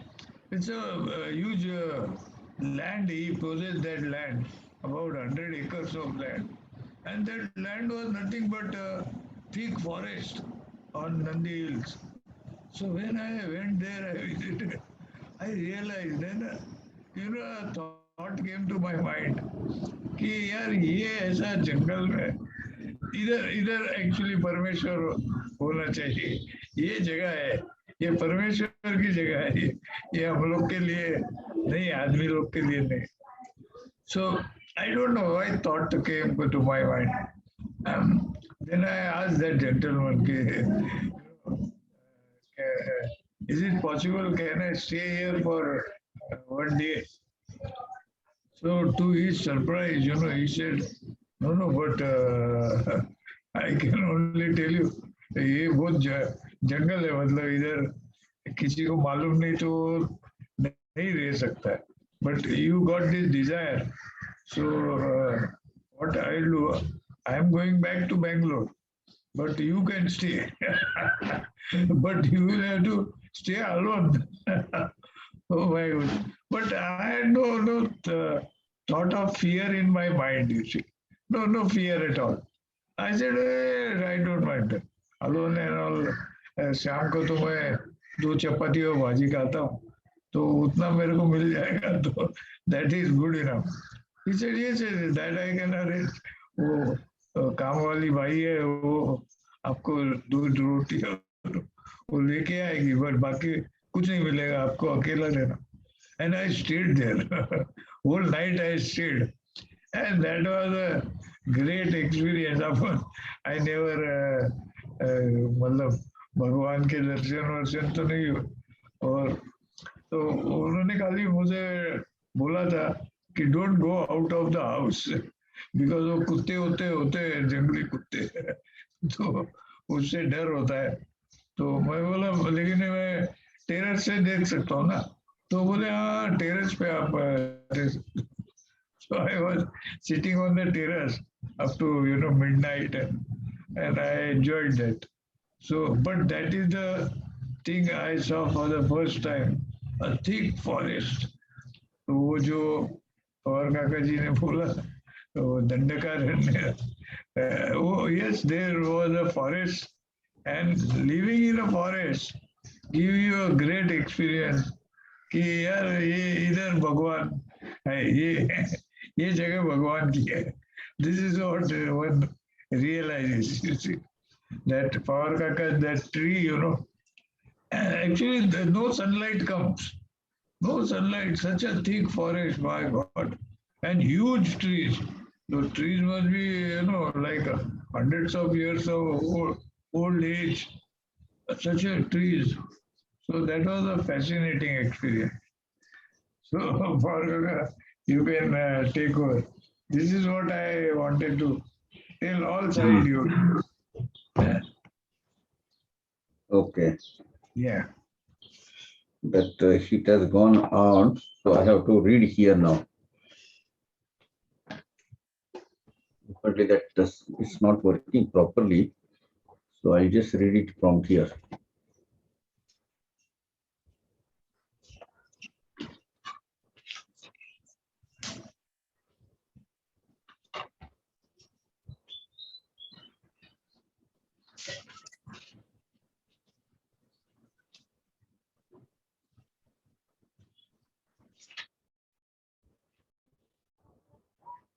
So the one thing, particular thing, the essence of what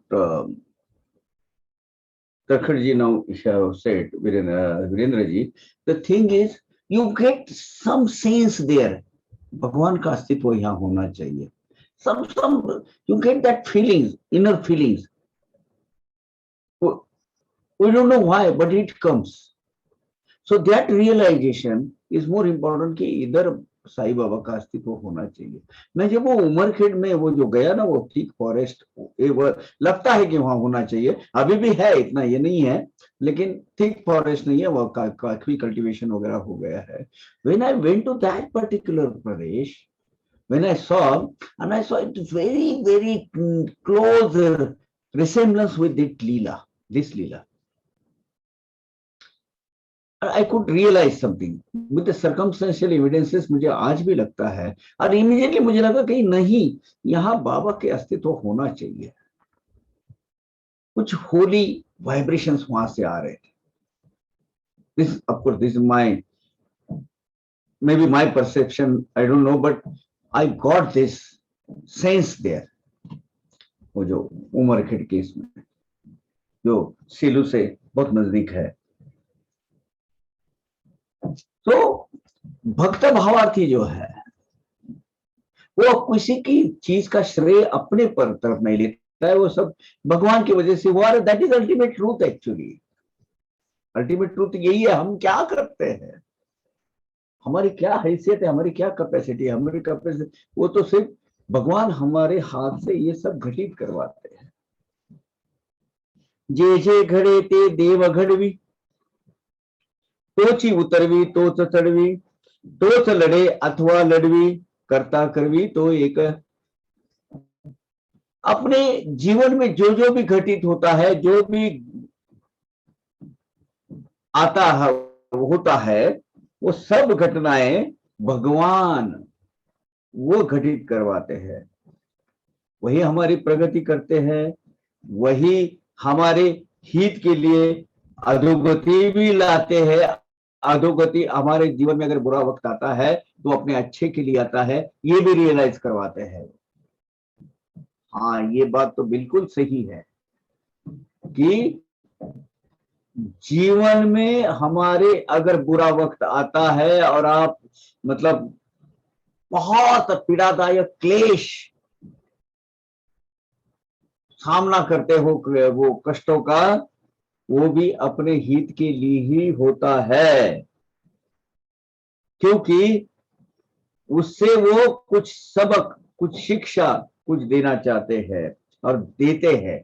मेरी निजी मतलब अनुभूति ऐसी है कि बाबा जब देते हैं वो उसके पीछे भी यही होता है, got to realize yourself, आपको रियलाइज होने के लिए।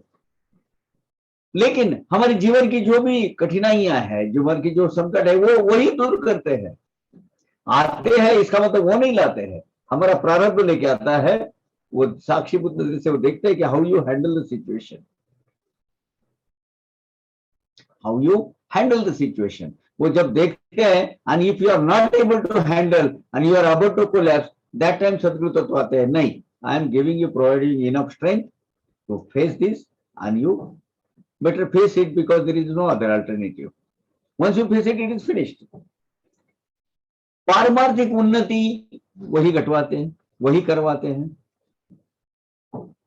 सद्य स्थिति जो प्राप्त परिस्थिति है उसमें जो कठिनाइयां, जो ऑब्स्टेकल्स जो क्रिएट होते हैं, उसकी दूरी भी वही करते हैं। यानी सबके कर्ता धर्ता केवल वही और वही होते हैं, भगवंत है। ये ऐसी भावना किसकी होती है? जो घटित है उसके मर्जी से होता है, अपने हाथ से कुछ भी नहीं होता। ये है भक्ति मार्ग की। भक्त मार्ग ये सोचता है हमेशा कि जो हो रहा है उसकी मर्जी से हो रहा है, जो होने जा रहा है उसकी मर्जी से होने जा रहा है, हमारे हाथ कुछ भी नहीं। ऐसी दृढ़ भावना भक्ति मार्गियों की होती है। ये चार मार्गों के विवरण इस अध्याय में ऐसे डिस्टिंक्टिव डिफरेंस के साथ में हमें बताया गया है। कर्तृत्व ठेवन स्वामींचे माथा, स्वे शिकारी अति नम्रता, भक्ता सदैव दैव तंत्रता, नाही स्वतंत्रता दयाते।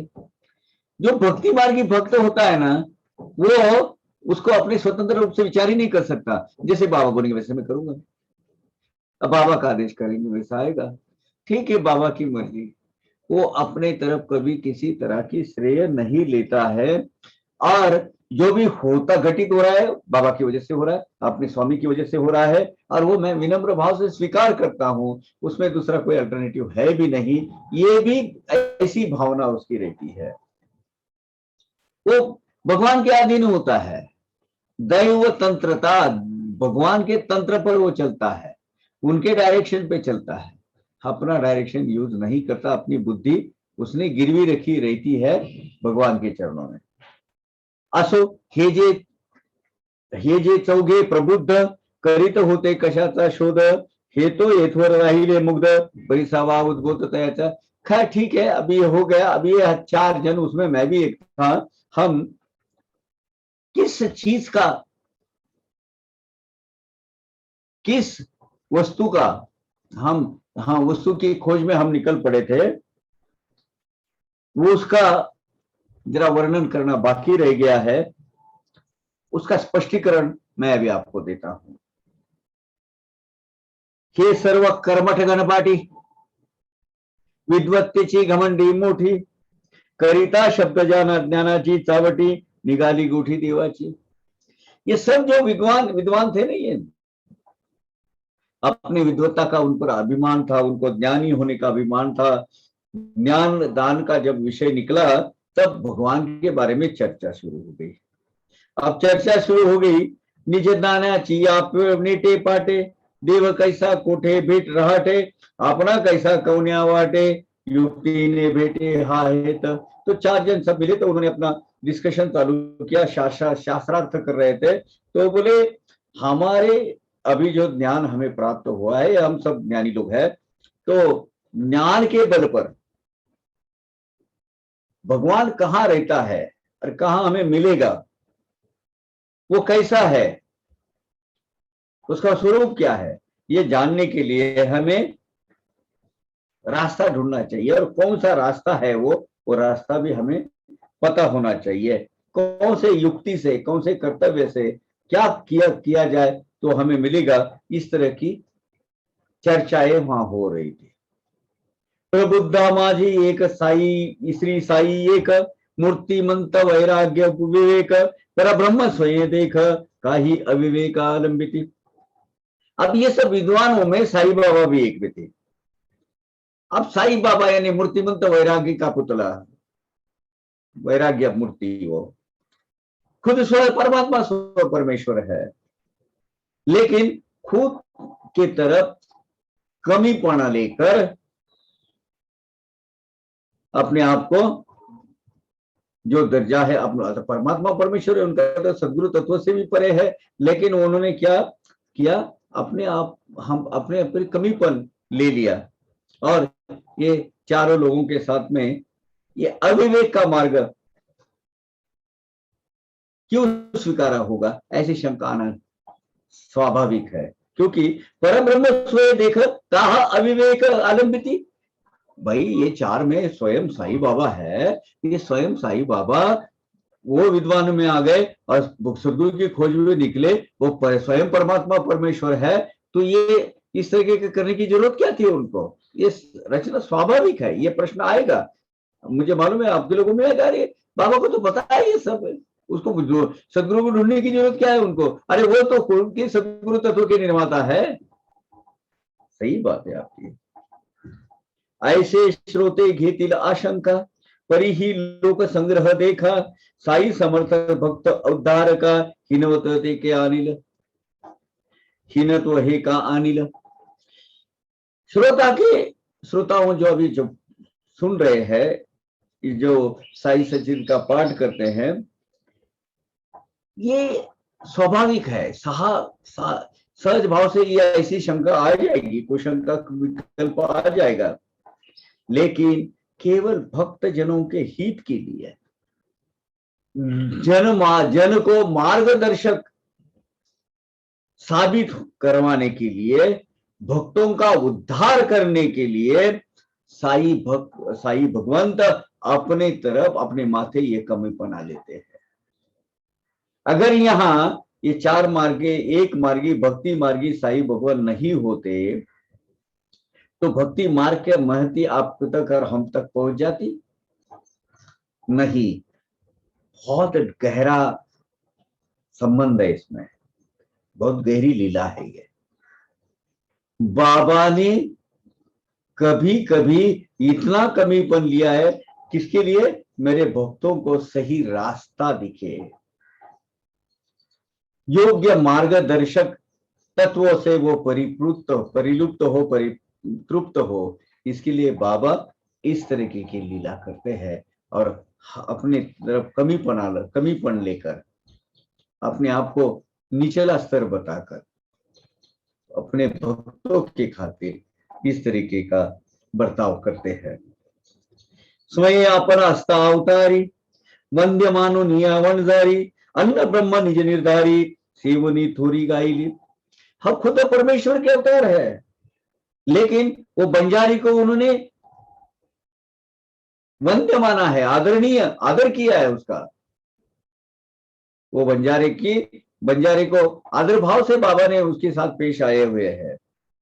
अन्न ये पूर्ण ब्रह्म है, ये भगवान साईनाथ इस लीला के माध्यम से अपने भक्तों को जताना चाहते हैं, और ऐसा कहकर उन्होंने अन्न की महती वर्णित की है। ये लीला में अन्न क्या है ना, ये दिखाना है बाबा को कि बाबा को की जरूरत है, खुद परमेश्वर परमात्मा होने के बावजूद वो एक विद्वान बन गए, उनके साथ चले, भक्ति मार्ग के प्रवक्ता बन गए, प्रतोद बन गए, और तीनों का क्या हालत हो गई, और खुद कैसा बर्ताव बिहाव किए और परमेश्वर की प्राप्ति कैसी ली, ये लोगों को दिखाने के लिए बाबा ने ये मायावी रचना की है। ऐसी कैसी घटित होनी चाहिए, ऐसा नहीं लगता। तैसे तया जो अवमानी, तयाची कैसी होते हानि, गायली ही प्रबुद्धांची कहानी, कोनी न ज्ञानी गुरु विना। ये किसके लिए ये कहानी बताई, ये तीन प्रबुद्ध जो सभावाच्य थे, ये जो है कि क्या कहता कि अन्न ये पूर्ण ब्रह्म है, अन्न का अस्वीकार कभी नहीं होना चाहिए। अगर कोई जाता है तो अच्छे काम के लिए, अच्छे के लिए, आपको भूख लगी है तो अनाज मिल जाए तो क्या होता है, क्या मिलता है, अवमान अन्न का नहीं होता है, जो अवमान करता है उसका अस्वीकार करता है, तो उनको क्या भुगतना पड़ता है। वो देखा है, बाकी के 3 लोग भटकते रहे जंगल में, गुमराह हो गए, पता ही नहीं चला उनको। इसीलिए तो ये ज्ञानियों की कहानी, ज्ञान मार्गी, योग मार्गी, तप मार्गी, इनकी कहानी बाबा ने बताई। लेकिन गुरु के सिवाय कोई ज्ञानी नहीं है भैया। आप कितने भी प्रबुद्ध हो, कितने भी विद्यावाचस्पति हो, कितने भी बड़े हो, कुछ नहीं। आपको गुरु के सिवाय कुछ भी, कोई भी ज्ञानी नहीं है।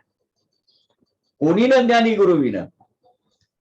मातृ पितृ आचार्य अनुशासन याविन अशक्य धर्म ज्ञान ते ही सर्व अध्ययनाधीन विना अनुष्ठान ते व्यर्थ। माता पिता आचार्य, इनके मार्गदर्शन के अनुसार, और स्वयं में एक शिस्त होनी चाहिए, स्वयं में एक डिसिप्लिन होनी चाहिए, एक सेल्फ डिक्लेरेशन होना चाहिए। यस, मुझे ये हासिल करना है, मुझे प्राप्त करना है, मुझे सीखना है, मुझे मालूम होना चाहिए। जो खुद पर बंधन लगाता है कि नहीं,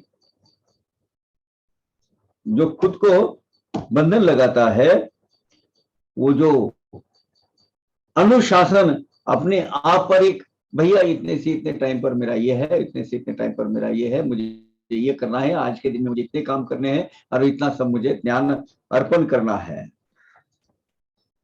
ये जो चीज है, ये चीज स्वयं को अनुशासन, मात्र माता पिता और आचार्य, इनका मार्गदर्शन, इसके साथ ही इनके वजह से ही आपको, और इसके ऊपर अध्ययन, अभ्यास नहीं करेगा, ये सब मिला है, ये बेसिकली सब सहूलियत मिली है, सब इंफ्रास्ट्रक्चर सब मिला हुआ है, लेकिन अभ्यास ही नहीं किया है, अध्ययन ही नहीं किया है।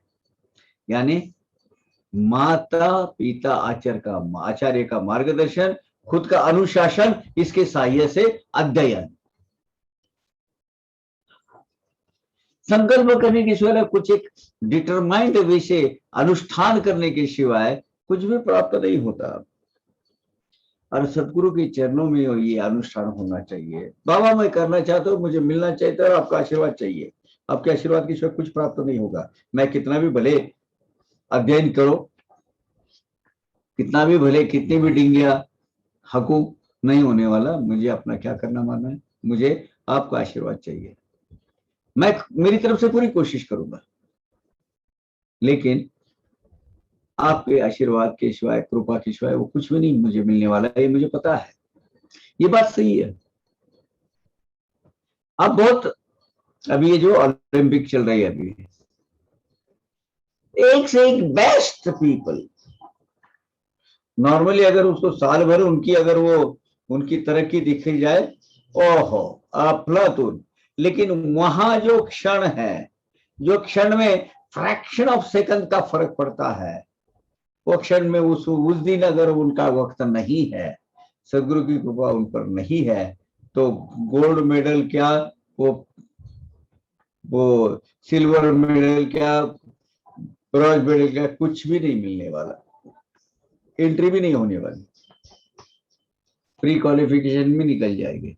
बिकॉज सदगुरु की कृपा, भगवान की आशीर्वाद, भगवान की कृपा छाया होने के सिवाय ये प्राप्त नहीं होता है। संपादु लागे आशीर्वचन, हुई मातृवान पितृवान, आनिक हुई आचार्यवान, श्रुति वचन विश्रुत है।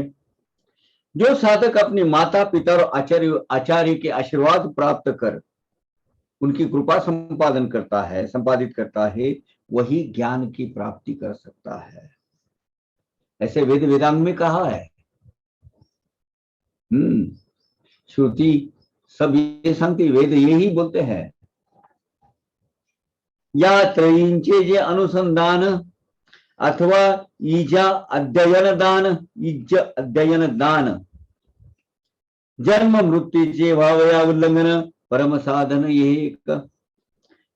ये त्रयी अनुसंधान, इन तीनों को कनेक्टेड चाहिए आप, माता पिता और आचार्य। और क्या चाहिए आपको? इज्ज अध्ययन दान, इज्ज यानी यज्ञ, ज्ञान संपादन करने का यज्ञ, यानी माता पिता आचार्य इनसे अनुसंधानित रहकर ज्ञान संपादन का यज्ञ, यही ज्ञान, उचित ज्ञान यानी मोक्ष ज्ञान यानी ब्रह्म ज्ञान आपको प्राप्त करवा देता है।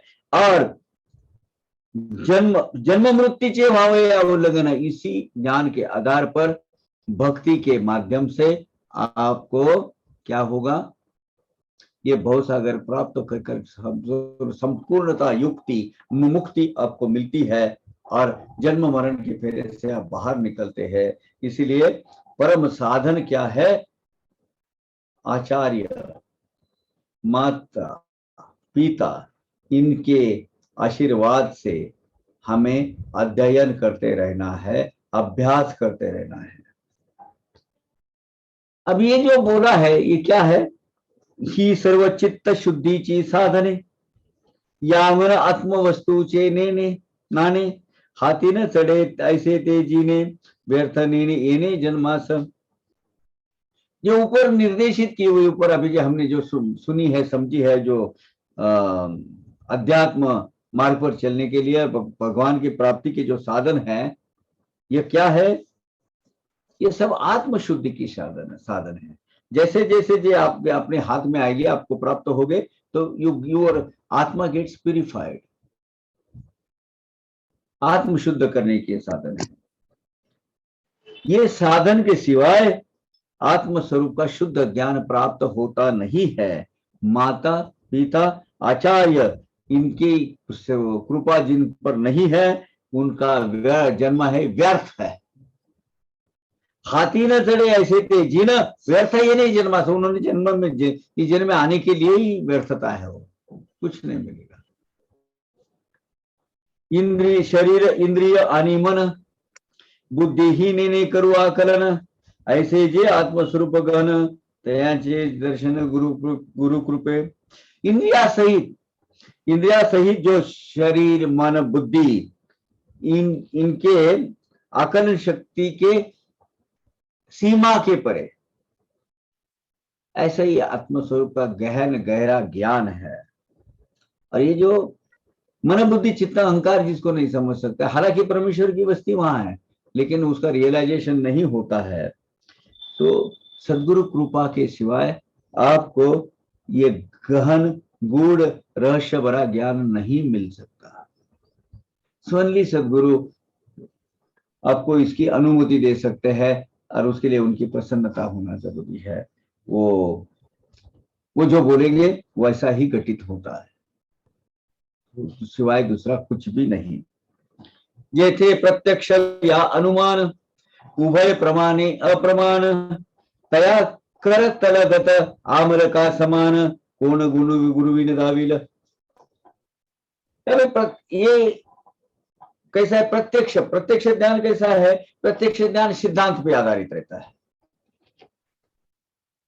2 और 2 5 नहीं होते, वहां 2 और 2 4 ही होते हैं, क्योंकि वो सिद्धांत होता है। और सिद्ध ज्ञान जो है तर्क वितर्क संकल्प विकल्प पे आधारित नहीं। तर्क वितर्क संकल्प विकल्प पर आधारित जो अनुमान आप निकालते हैं, जो निष्कर्ष हम निकालते हैं, ऐसे ज्ञान का भी कुछ भी अर्थ, ऐसे ज्ञान का कुछ मतलब नहीं निकलता। ऐसे ज्ञान, इसके जो परिमाण है, उसके जो स्वरूप है, दृश्य स्वरूप, इसका कोई ही फायदा होता नहीं है।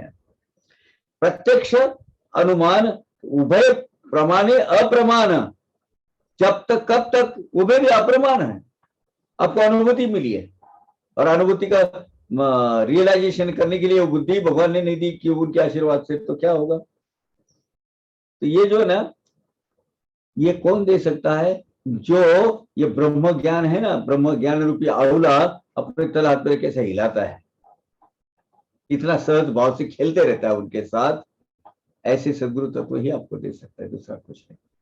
तया कर तलगत आमल का समान, जो आंवला का बॉल के रूप में ऐसे ऐसे ऐसे ऐसे हिलो, गिरने नहीं आने देता वो।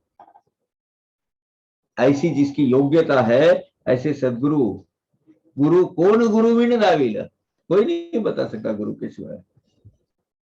धर्म, अर्थ, तीसरा काम, प्राप्त होतील करिता श्रम, परी चौथा पुरुषार्थ परम परम, गुरु बिना श्रम सर्वथा। अभी कौन सा है? 4 पुरुषार्थ, धर्म, अर्थ, काम, हालांकि ये साध्य है। और चौथा क्या है? मोक्ष। धर्म, अर्थ, तीसरा काम, प्राप्त होती करिता श्रम। इसको प्रयास से आपको ये तीनों भी आ सकते हैं। आप प्रयत्न करेंगे, भगवान के साथ मिलते रहिए, आशीर्वाद से आप चलते रहिए, काम करते रहेंगे, ले ये मिल जाएगी आपको। अपने अपने सदगुरु की केवल कृपा के बल पर आपको मिल जाएंगे।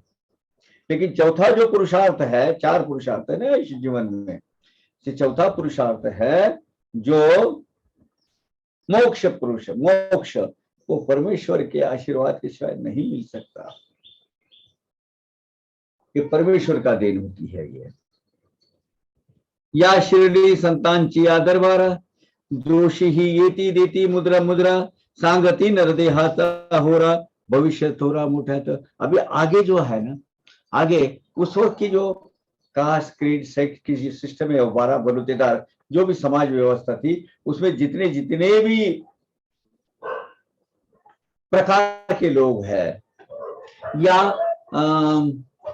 आदमियों के प्रकार, जैसे कि ज्ञानी, सन्यासी, गोसावी, उसमें तड़ी, तापड़ी, भिक्षकरी, माधुकरी, ये सब मांगने वाले, अलग अलग अलग कैटेगरीज इसमें आके आगे 10-15 वो भी है, इसमें आपको पता चलेगी। ये सब लोक कलावंत इसमें ज्यादा है, जो जिनकी वजह से अपनी जो संस्कृति है, जो कला है, वो प्रिजर्व होती है। और वो रादर ये कला की वजह से ही वो संस्कृति जानने लगी जाती है। हाँ, ये वो संस्कार लाए हुए होते हैं इसमें। धन धान्य वैभव योगी, राजे रजवाड़े आणि जोगी, तडी तापडी रागी विरागी, दर्शनालागी उत्कंठित। न या शिर संतांची, या शिर्डी संतांची या दरबारा, जोशी येती देती मुद्रा, सांगती नरदेहाचा होरा, भविष्य थोरा समोठ्याचा। अब इसमें उस वक्त का एक घटक है जोशी, जो भविष्य देखता है और गांव गांव में भटक कर लोगों को भविष्य बताता है, और बड़े छोटे उसको सबको अपना भविष्य बताता रहता है। ये जो है ज्योतिषी,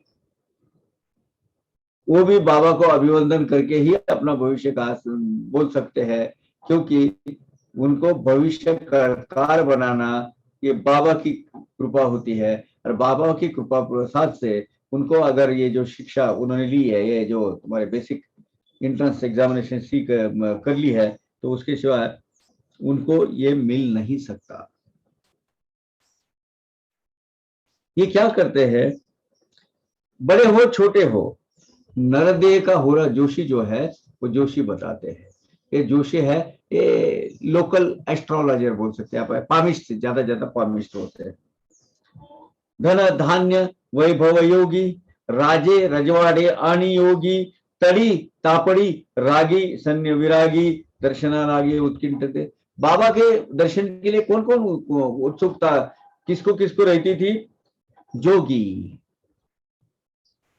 यानी योगी, बैरागी, गुसावी, तड़ी तापड़ी यानी तपस्वी, बैरागी, गरीब, रागी यानी आसक्त, मुमुक्षु, रागी यानी उस मार्ग पे चलने के लिए प्रयत्न करने, भरकस प्रयत्न करने वाला जीव, विरागी यानी विरक्त योगी। बाबा के दरबार में किसान से लेकर वैभववंत, श्रीमंत, राजा, सरदार, विरागी, गोसावी, तपस्वी, सर्व प्रकार के मुमुक्षु जो जीव है वो हाजिरी लगाते थे। वो तो बड़ा एक सोला रहता था, कभी जपी तपी व्रती सन्यासी, यात्री करू क्षेत्र निवासी, गायक नर्तक परिवारेसी, ये शिरडीशी दर्शन।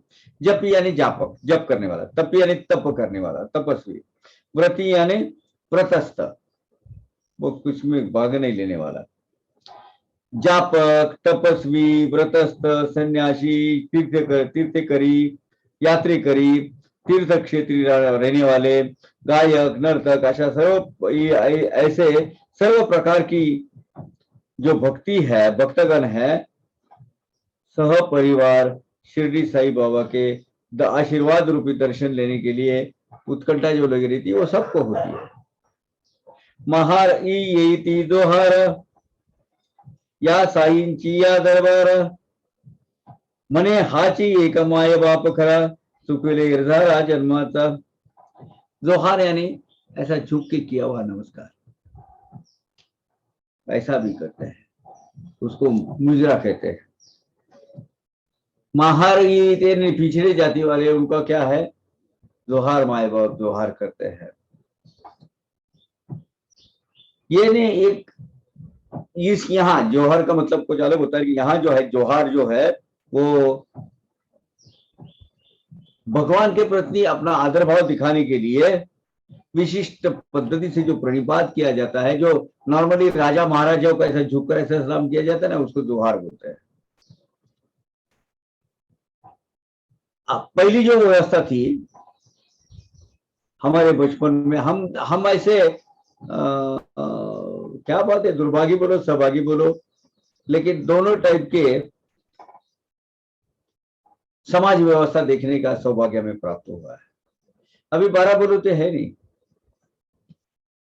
12 बलूते है नहीं, जीवन जिंदगी जीने के लिए 12 जो लोग रहते हैं, वो 12 घटक है, वो भगवान ने फॉर्म करके दिए थे, स्थापित करके दिए थे। अब उसमें बहुत सारा क्रिप्टेड वर्जन आया होगा, उसके शॉपिंग मॉल बने बने ये हो गए, वो बात अलग है, लेकिन इनको शिरडी के दर्शन के लिए साईं बाबा खुद उनको लेके आते। गायक नर्तक परिवार से, नर्तकी के साथ, गायक के साथ, वो भी बाबा के सामने हाजिरी लगाने के लिए आते थे वहां। पुरानी जमाने में जो जाति व्यवस्था थी उसमें महार जाति के यानी जो पिछड़ी जमात है वो भी बाबा को जोहर करने के लिए आ जाते थे। जोहर यानी एक जोहर, अभी ये तो प्रणिपात नमस्कार है, प्रणिपात एक साष्टांग, लेकिन जोहर में ऐसा झुक के नमस्कार करते हैं, उसको बोलते हैं मुजरा स्वीकार करो। ये जो है ये लोक कलावंत है, महार जाति के लोग रहते हैं ये, क्योंकि उनका कहना था कि शिरडी के विठोबा, शिरडी के जो विठोबा है वो हमारा क्या करेंगे, शिरडी के विठोबा बोल रहा हूं मैं, हमारा मुजरा स्वीकार करेंगे। देखिए शिरडी के विठोबा इसलिए बोला मैंने कि शिरडी गांव में, शिरडी माझे पंढरपूर साई बाबा रमावर, जोहार माय बाप जोहार, तुमच्या महाराचा मी महार, तुमच्या बहु भुकेला झालो, तुमच्या उष्ट्यासाठी आलो। ये जो भजन उनके संत उनके जो संत मंडली, जो भक्त है कि संत मंडली जी गाते हैं, तो पुरानी जो व्यवस्था थी उसमें अलग अलग जाति के लोग आते थे। उसमें महार जो जोहर करने वाले भी आते, जोहर एक गुणगान करने की पद्धत है, जोहार माय बाप जोहार, तुमच्या महाराचा मी महार तुमच्या, यानी आपके जो महार है उसका भी मैं महार है। ये चोखा संत चोखा मेला उनका भजन है ये। हाँ, ये जोहर यानी यही अपना आश्रय दाता है, यही अपना माँ बाप है, यही अपना सब कुछ है, यही हमको जन्म मरण के फेरे से हमें मुक्त करने वाला है। ऐसी निश्चित जिनकी दृढ़ श्रद्धा होती है, उनकी खातरी होती है, ऐसे लोग अलग अलग लोग आते थे, अलग अलग कास्ट, अलग अलग जाति के, अलग अलग व्यवसाय के बहुत सारे लोग आते थे।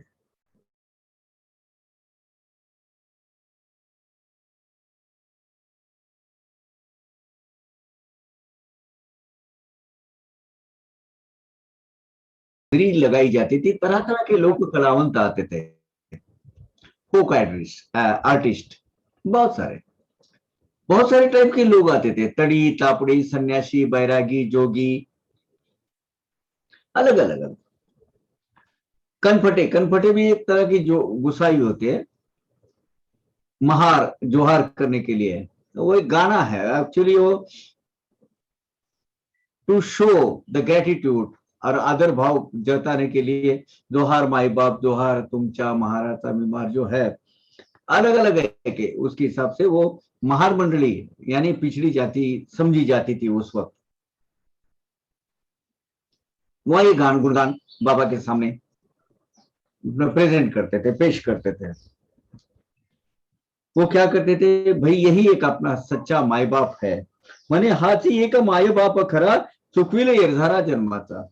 वो अपने गीतों के माध्यम से बाबा की गुणगान गाते थे, बाबा का स्तवन करते थे कि भाई ultimately he is our saviour, वही हमको ये भवसागर के जन्म मरण के फेरे से मुक्त करा देंगे, इस तरीके के। और दूसरे कौन आते थे, आत्मलिंग जानचे गड़ा, ये जो लिंग परिधान करते हैं ना, ये लिंगायत, खासकर कर्नाटका के कुछ और महाराष्ट्र के भी कुछ जिले, जैसे उस्मानाबाद, उमरगांव, उसके साथ में वो जो वहाँ लिंगायत समाज है, ये बसवेश्वर इनके गुरु है, वो एक बहुत बड़े परमात्मा स्वरूप थे, वो शिव स्वरूप थे, उन्होंने ये लिंगायत समाज की स्थापना की हुई है। तो वो जो लोग हैं जिनके गले में आत्मलिंग यानी वो लिंगायत, विभूती फासली जयांचे भाळ, जयाचा कोरांना भिक्षेवर डोळा।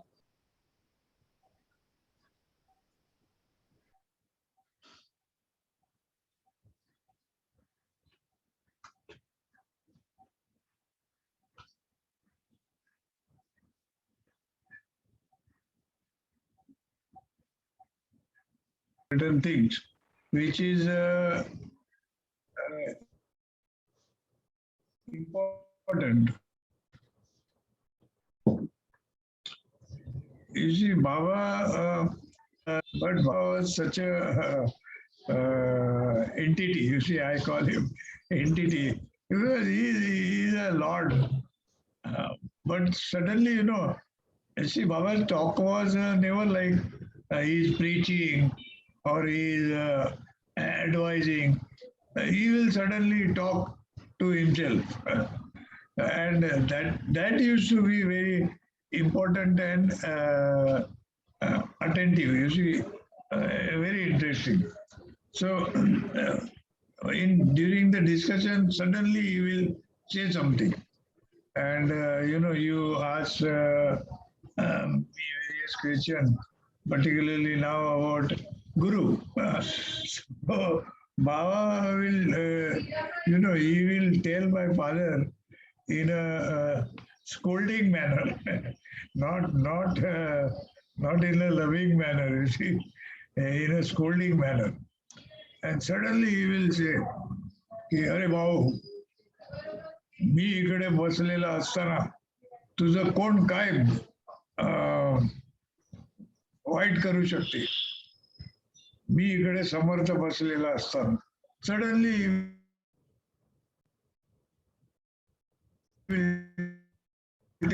like that. No, my father would never understand कि पूछा नहीं, मैंने कुछ बोला नहीं, लेकिन that used to be his style, and that used to be for all individuals. I am telling you about my father only because I heard from him. But he will do such things with everybody, you see, whether it is Shama or whether it is Nana Sahib or anybody. But suddenly he will say that. And now people would not know कि ये क्या हो रहा है, लेकिन वो जिसको जो एप्लीकेबल होने का, वही समझ जाने का। क्योंकि आपके दिमाग में थॉट तो आते रहता है। You see, you are watching what is going on over there in that darbar, and then your mind start thinking, you see, good, bad, ugly, whatever you start thinking. So suddenly Baba will say something which is applicable to that person, and then he will realize, अरे ये बाबा को कैसे मालूम हो गया, ये मैंने ऐसे सोचा. So that sort of thing. So he will tell my father, you know, who the hell can do anything wrong for you when I am sitting over here. So that is the authority, you see. That is the divine power. Uh, and you see, those experiences are really fascinating. I wonder, you know, people should have put it down. Then all of us would have got really enlightened. But believe in Baba, he was enlightened.